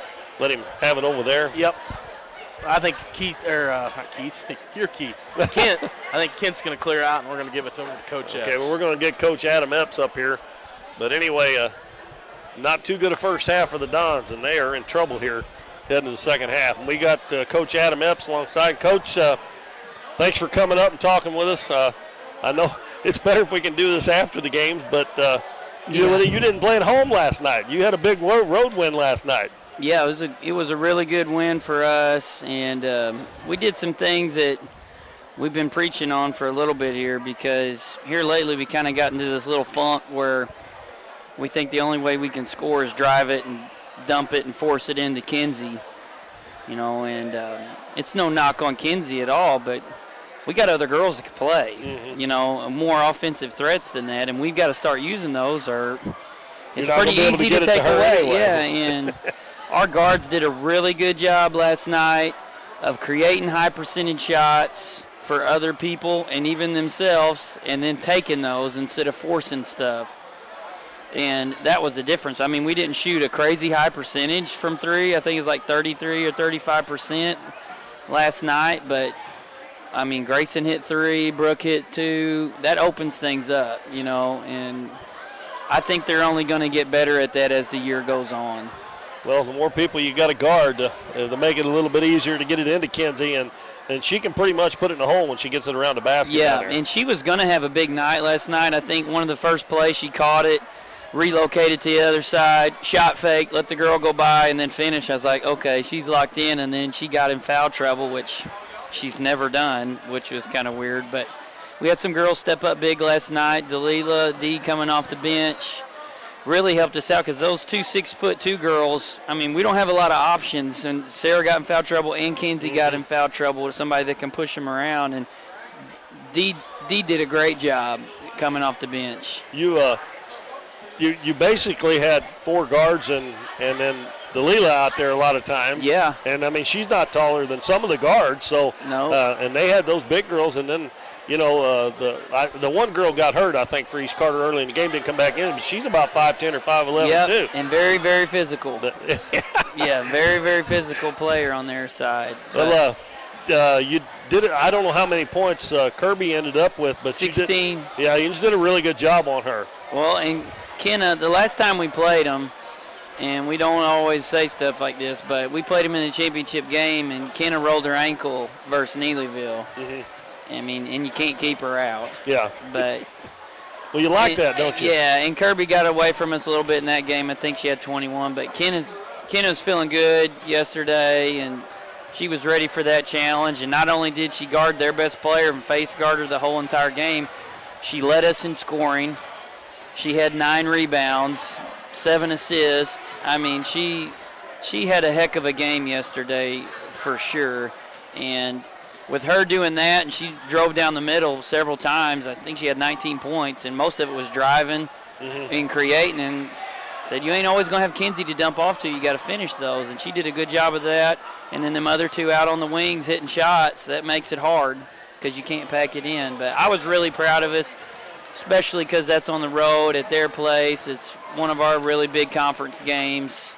And they did a really good job last night. Probably the best we played this year. You knew good and well that they were going to really want to get back at you after losing down there. And, you know, even though that game was a 2-point game down there, I don't think you can really tell that much about that because you played 4 games in 4 days. Both teams had a couple of tough games before that. And that's an awful lot to ask. You know, and East Carter probably maybe not even go, well, neither one of you probably go with 2 or 3 players really deep on the bench, you know, that you can really count on a whole lot for, at least for scoring anyway. Yeah. But, I think, did Dolman even score in double figures? No, I don't think she did last night. I mean, it was like she wasn't, I didn't get home in time from work. I had to watch it on YouTube, but it looked like to me that she pretty much was never even in the game. The one that gives us trouble is the but the sophomore Goldman girl. Yeah. She gives us problems because not only is she 6'2", her wingspan is long. Yeah. She's athletic. And if you throw it up, she can just go get it. And it's like, guys, if we don't keep her out of the paint, there's nothing we can do to keep her from getting the ball. You know, and D was on her most of the time, or D and Sarah, because Kinsey got that 4th foul pretty early in the 3rd quarter. So, I mean, they're a very talented group for sure. And I mean, we may see them again. I don't know. Well, I would say there's a good chance you probably will. Neelyville's pretty tough. That's a pretty good way to come back after your first loss of the season, though. Yeah. I mean, Neelyville's not going to be out of the mix for sure because they're drinking the Kool-Aid right now, and they've only got 2 losses, and they're playing good, and they're playing physical, and they're going to have something to say about that for sure. We're going to see them up close. Week after? Is it next week? Right? Next Thursday. Week from Thursday. So but you got them here this year, so hopefully. But they played you really close down there as well. Yep, and it was kind of one of those games where I don't know why we weren't expecting it, but just kind of come out and just started taking haymakers to the chin, and it's like, guys, you know what they do. It's the same thing they've done forever, but we buckled down in that one and came away with the win, and I didn't know if we ever was, but maybe it'll work out the same way as it did last night at East Carter. The next time, you know, they'll expect it, even with you telling them the first time. It's a little different when you got time to prepare and actually practice and be ready for the team you're going to play versus, all right, we're playing them tomorrow, let's go. It's like, so both teams will be ready for that game, and it should be fun. Well, let's see, you got Greenville coming up. That's just one game, right, on Thursday, just a varsity game. Just a varsity game. Well, there's a lot of teams in OFC only has one team, don't they? I hate it, man. It stinks for our JV girls. And we're going all the way to Jackson Saturday to play Park Hills' JV. Oh, are you? Just because we need games. And, they shot that email. I was like, yeah, we'll go because they got to get opportunities to play. So yeah, well, you're going to be using some of those girls next year on the varsity for sure. So you're already using some of them. That's right. And they're doing a pretty good job for you. Yes, they are. Well, let's see. The next week, the only game you have is the Neelyville game, right? Yep. So we play Greenville, and then we'll be off for a week, and then play Neelyville, and then turn around and play Dexter. And that's just it doesn't get any easier. No, it don't. I don't know who's scheduling these games. It's dead to burn it. But thinking athletic director. We got Jackson coming too, so it's going to be a fun month. Well, at least you'll have a week to get ready for Neelyville this time, and instead of one day, like you said. Yeah, that'll help for sure. And we're getting healthy. We're getting more healthy as the season goes on, and getting little Maddie Reedus back in the mix and having her be able to come in off the bench, that's going to be a big deal for us because that's another playmaker out there on the floor and can finish at the rim too. And last night, I mean, for a guard, she's pretty good at blocking shots. She didn't play a crazy amount last night. Got 2 block shots right off the bat, and she just kind of makes things happen for us. So well, it's good to get her back, and I know she's tickled to death to be back. I'm sure after being out the whole first part of the year like that. She was probably itching. There's nothing worse than being hurt and being an athlete. It's the worst thing on earth. Yeah. Well, Adam, thanks a lot for coming up. Good luck on Thursday, and we'll talk to you after the game on Thursday. Or Dalton probably will. Okay. Thanks for having me. All right. That's Coach Adam Epps. His girls won last night up at East Carter in a rematch of the Twin Rivers Lady Royals Christmas Classic Final, which Doniphan won 38-36. And last night they won 59-49 on the Lady Redbirds home court. All right, Dalton, we got to do something here in this second half. And I usually don't say anything, but Max Owen must have really got the ire of Coach Cagle in that first half because he's not starting the second half. Yeah. And but anyway, the Dons are down 21. They do get a missed shot and a rebound first time down the floor. Isaac Rawlings with the ball.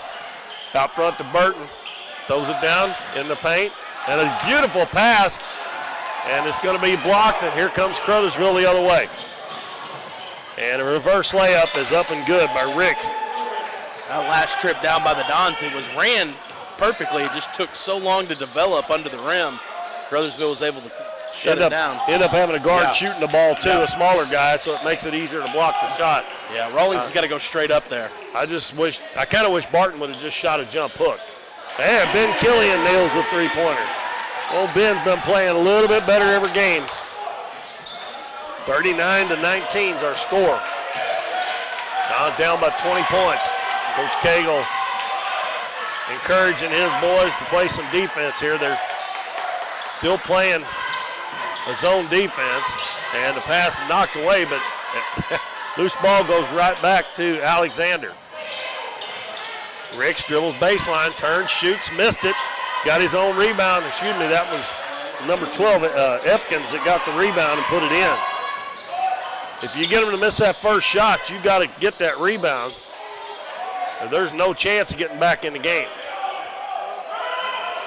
J.D. Burton over to Killian. Almost a bad pass again. Barton's going to take it into the paint. Little hesitation move. Stops, shoots, no good. And a rebound to Motton. One-on-one. Little runners up and good.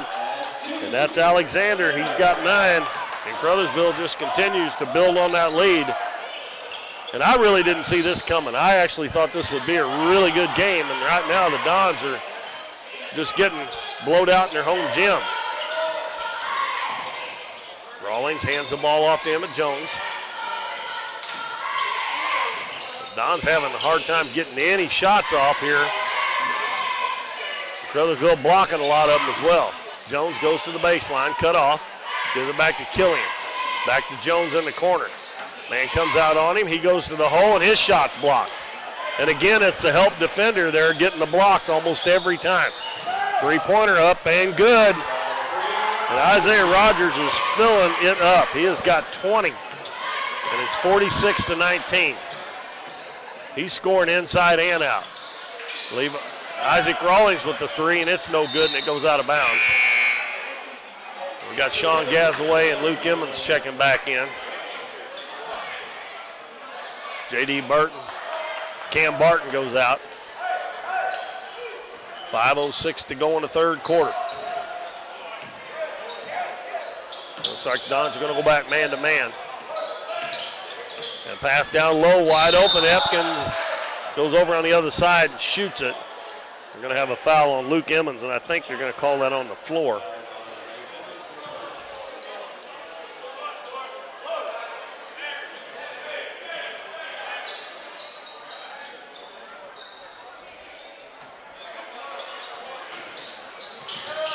And bounce pass comes into Alexander. Down low, Epkins with a reverse layup. The ball slipped out of his hand. He gets it down low. Turnaround jumper there by Rogers is no good, and the Dons come away with the rebound. Don needs points, and in a hurry. Emmons head of the key, over to Killian. In the corner, Gazaway. And Gazaway is going to be tied up. And it'll stay with the Dons.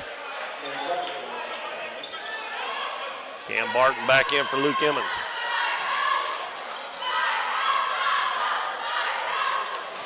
Dons have only scored 10 points since the end of the first quarter. Barton, right side, Gazaway. In the corner, Killian dribbles back to the right wing. Head of the key, Barton going to fire up a three. It's good.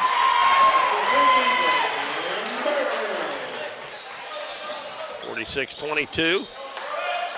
Already halfway through the third quarter. This has been going by pretty quick. Alexander guarded by Gazaway. Over to Ricks. Ricks bounces to Epkins. Now he loses his dribble, and the pass is intercepted by Emmett Jones, but he can't control it before it goes out of bounds. Burton and Emmons back in the game.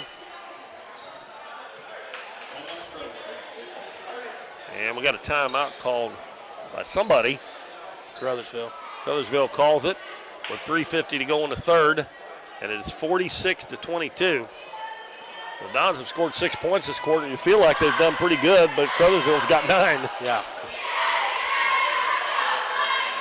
I don't know. Sometimes you just have one of those games, but I tell you what, Caruthersville's making the Dons play that way. Right.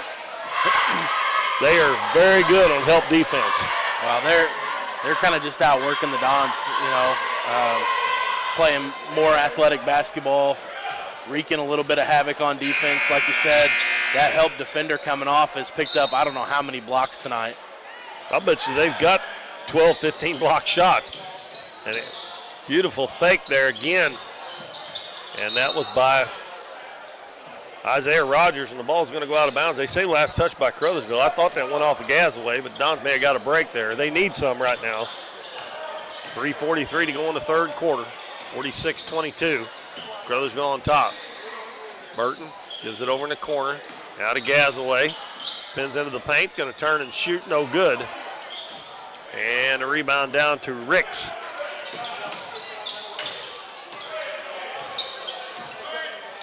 Free throw line to Epkins. Hands it to, see, they can't even get a break. They knock it away from Alexander. And the ball catches Emmons off guard, and it goes off his hands out of bounds. Isaac Rawlings back in the game.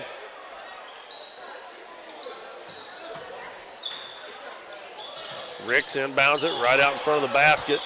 And Rogers will throw it back out and reset.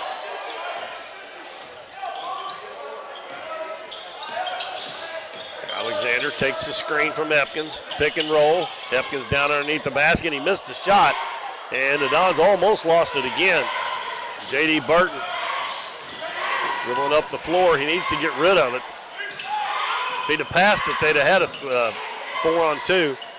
J.D.'s three-pointer is way off. And Caruthersville head back the other way quickly. Alexander decides to back it back out. And beautiful pass into Rogers, and he lays it in. I'll tell you what, that Alexander's going to be a handful for the next couple of years, isn't he?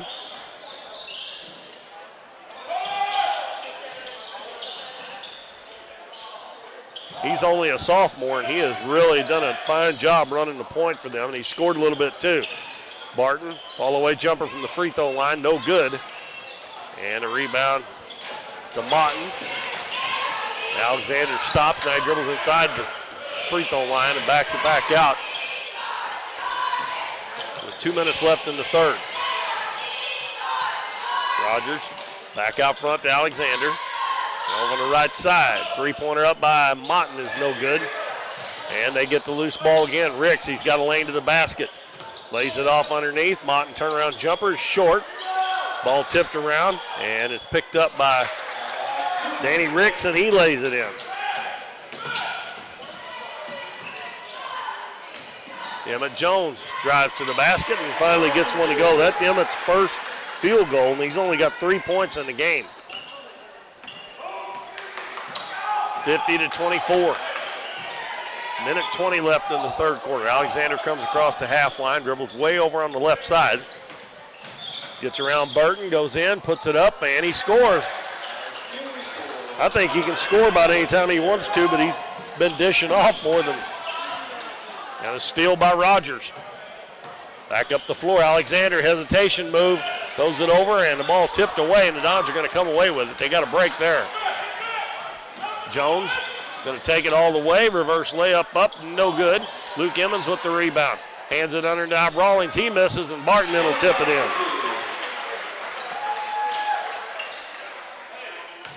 52-26, 40 seconds to go. Alexander decides he's going to walk it up the floor. And J.D. Burton steals it away from him. Burton heading up the floor. Got a man on the other side, Rawlings, and he has a hard time handling the pass. He's going to turn and shoot, and he scores. Little jump hook for Isaac Rawlings, gets his first 2 points. 52-28 with 14 seconds left, third quarter. Dons were down by 21 at the half, or down by 24 now. Bounce on the baseline to Epkins. Out front, Martin over to Alexander. He's going to have to hurry, and they don't get a shot off. And that'll be the end of a fast third quarter. And the Dons are still trailing 52-28 to the Caruthersville Tigers after 3 quarters. Stay tuned. We'll be back in 1 minute on Current River Broadcasting. Through the years, it's taken all of us to make our community great. We're proud that Chevrolet has been an important part of America's history for many generations. And Ripley County, Missouri, you are as American as it gets. And that's why your friends at Countryside Chevrolet of Doniphan want to say thank you. Thank you for making our country and our community great. Hometown Pharmacy is your one-stop pharmacy for all of your medical needs. Our pharmacists provide shots for flu, pneumonia, and shingles all in this pharmacy with no appointment necessary. Refills can be requested online or through our app, and delivery is available if you live within the city limits. Transferring prescriptions is easy, so come by or give us a call, and our friendly staff will take care of everything. Come experience the difference a hometown pharmacy can make on LaRue Street in Doniphan. Well, Dalton, what do you try to do here when you're down 24 and starting the fourth quarter? I wouldn't even know where to start at this point. I mean, they're going to have to get some stops. I mean, that's got to be first and foremost. They're going to have to get some of these loose balls that just seem to be rolling Caruthersville's way. They're going to have to start getting some second chance looks of their own, and they're going to have to take care of the basketball. And we got a slam dunk by Jermonte Alexander. Moten missed a three-pointer. Dons got down to the other end, had a 3-on-2, and ball got taken away, and Alexander went to the other end and dunked it. Lane Allen has checked into the game for the Dons, and another block by Epkins this time. And I think Coach Cagle may be trying to send a message to his starters. Right now, Killian is the only starter out there. And the guys on the floor are playing hard right now. Gazaway there got a hand on that. And I guess Caruthersville got a timeout there before that ball was stolen. We'll take a 30-second break. Stay with us. Be right back. At Mathis Timber, our goal is to provide our landowners with the greatest possible financial return on their timber lands, while not damaging young timber or leaving your property in a mess. We have served Ripley County and the surrounding areas since 1939. We will buy your timber on lump sum total or percentage. We have several references upon request. Contact Craig Mathis at 573-429-0996 and see how Mathis Timber can assist you with all your timber harvesting needs. After the timeout, Caruthersville inbounds underneath their own basket. Ricks inbounds it right underneath, wide open. And Rogers continues to add to that point total. He's got 24 now, and they've got the Dons doubled again, 56-28.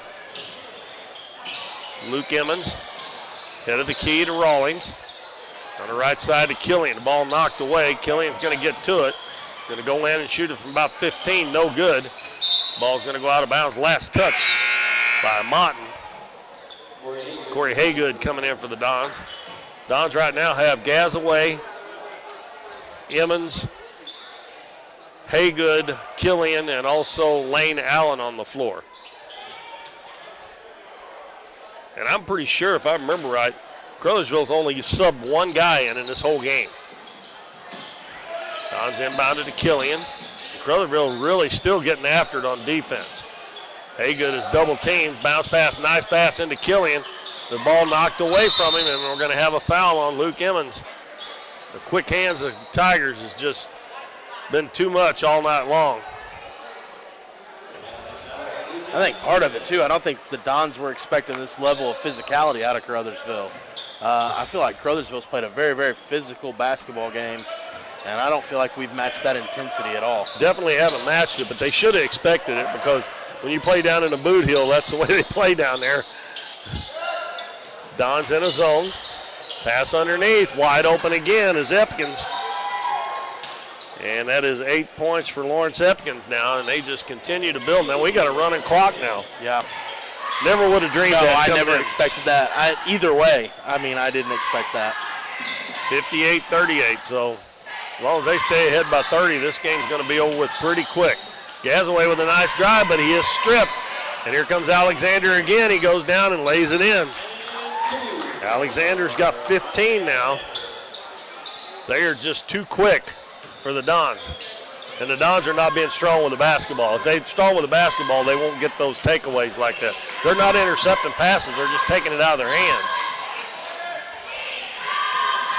Haygood on the left wing. Bounces it to Emmons, right back to Haygood.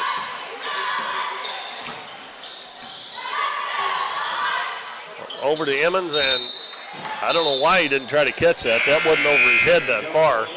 I don't know. He looked back at Ben Killing like he thought he was behind him. Well, I thought Ben was going to be there. Maybe I don't know. You can't do that. No. You got to catch that ball when he wasn't that far from the out of bounds line himself.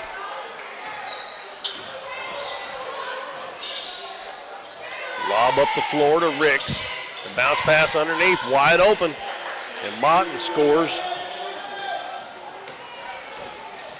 62-28. Emmett Jones drives into the paint, and he muscles it up, no good, no foul. I don't think he got hit. I think he was just falling away from the defender. Pass up the floor, down underneath, wide open again to Danny Ricks, and he's going to be fouled and get to go to the free throw line for a couple free throws. And the clock running with 4:25 to go. And that foul was on Luke Emmons, his third. Caruthersville's not committed a foul this half. You believe that? They've been stealing all the passes. Another air ball there by Danny Ricks. And number 30, Sammy Bryant, comes in for Caruthersville. Talon Galladay is also getting ready to check in. Must be coming in for the shooter.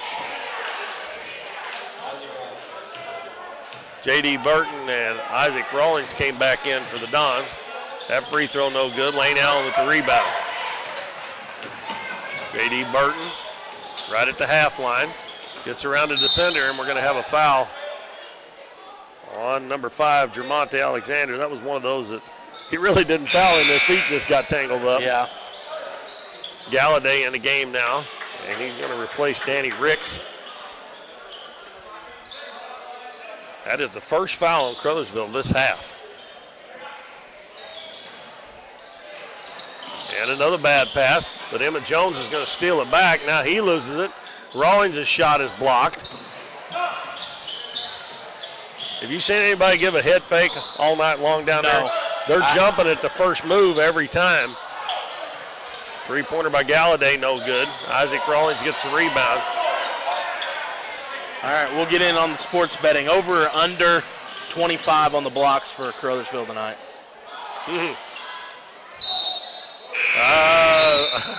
I'm going to say it was over. You think it's over 25? Yeah. That's kind of what I was thinking.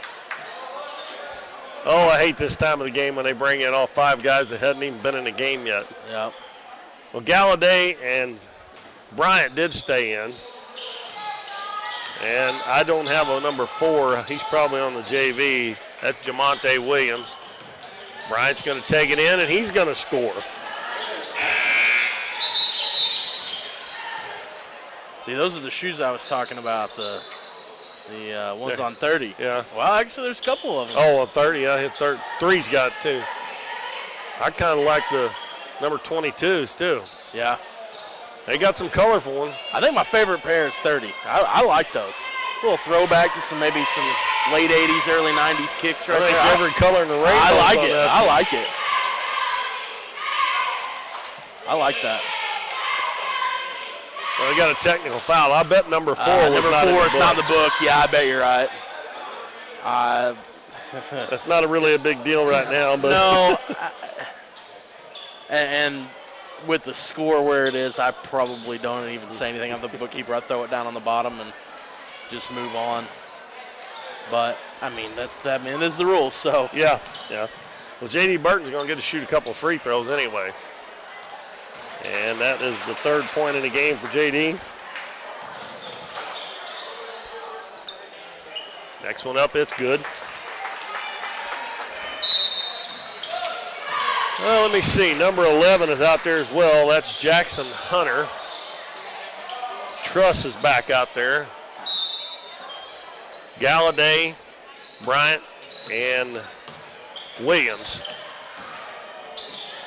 Pass to Rawlings, and I don't know if he dribbled that off his foot or he just lost it. Lane Allen's going to turn right into a defender, and they're going to call a foul. It's going to be on Williams. 62-30 with 1:50 left in the ball game with the clock running.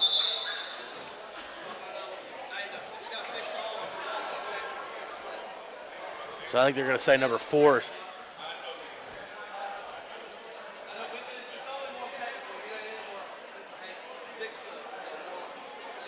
I think number 4. I think the original one he said was on 11 because he came over there and he held 11 up. 11. So I'm assuming that's going to be the first one that she didn't have. But then now she said number 4. She held up 4 there and said that he's not in the book there. But I think what Chilton is telling them is you can only get assessed that penalty one time. Well, I had Jackson Hunter, number 11, on my score sheet. I didn't get it off of his scorebook, but and he is a junior, so you would think that should have been in the book. Yeah, Gazaway's going to shoot a 3. It's an air ball. Lane Allen gets the rebound on the other side. Lobs it to Rawlings. Now Gazaway on the right wing. He is hounded by Truss. Now he picks up his dribble. And Emmett Smith is going to be fouled. And Jamonte Williams is wanting to get into the scorebook, and he got 2 fouls there in about 30 seconds. You threw me for a loop. You said Emmett Smith drove to the lane. Did I say Emmett Smith? Yeah, I was about to say. He picked up 10 yards. That's right. Gazaway with a nice drive. He scores. Oh, my goodness. I'm going to have to get my autograph book out if Emmett Smith's running around here. He's a little too old for high school, I believe. Yeah, probably. Not many years eligibility left there, right? He might have went pro early, so he might have some. Pass down low to Bryant, and he's going to score. He's got 4 points since coming into the game. 64-32. Gazaway over to Rawlings. He's going to drive into the paint. Hands it to Emmett Jones, not Smith. There you go. And Emmett Jones scores. I know one thing, a lot of the Dons' averages are going to go down after this game. And J.D. Burton, good hustle there. Still playing hard. And now Lane Allen takes it away. And he's going to go down and he's going to lay it in.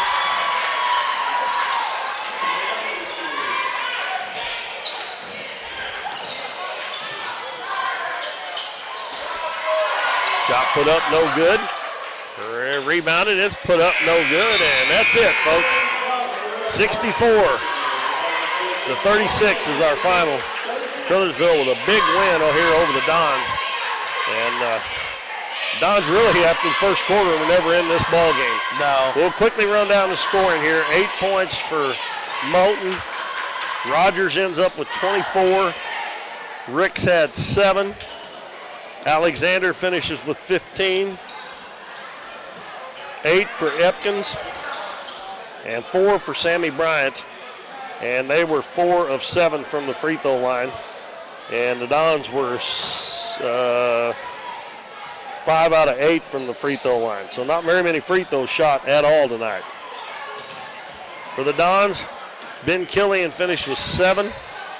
4 for J.D. Burton. 2 for Isaac Rawlings. 2 for Sean Gazaway. Emmett Jones 5. Max Owen 5. 9 for Cam Barton. And 2 points for Lane Allen.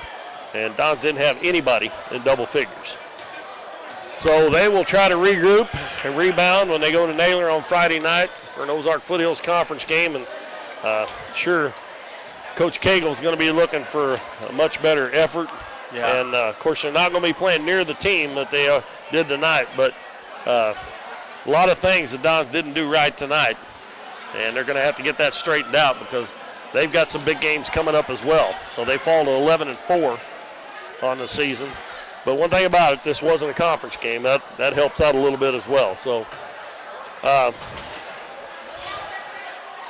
don't know. What do you think? I never got a response from Cagle, and I don't see him checking his phone anytime soon.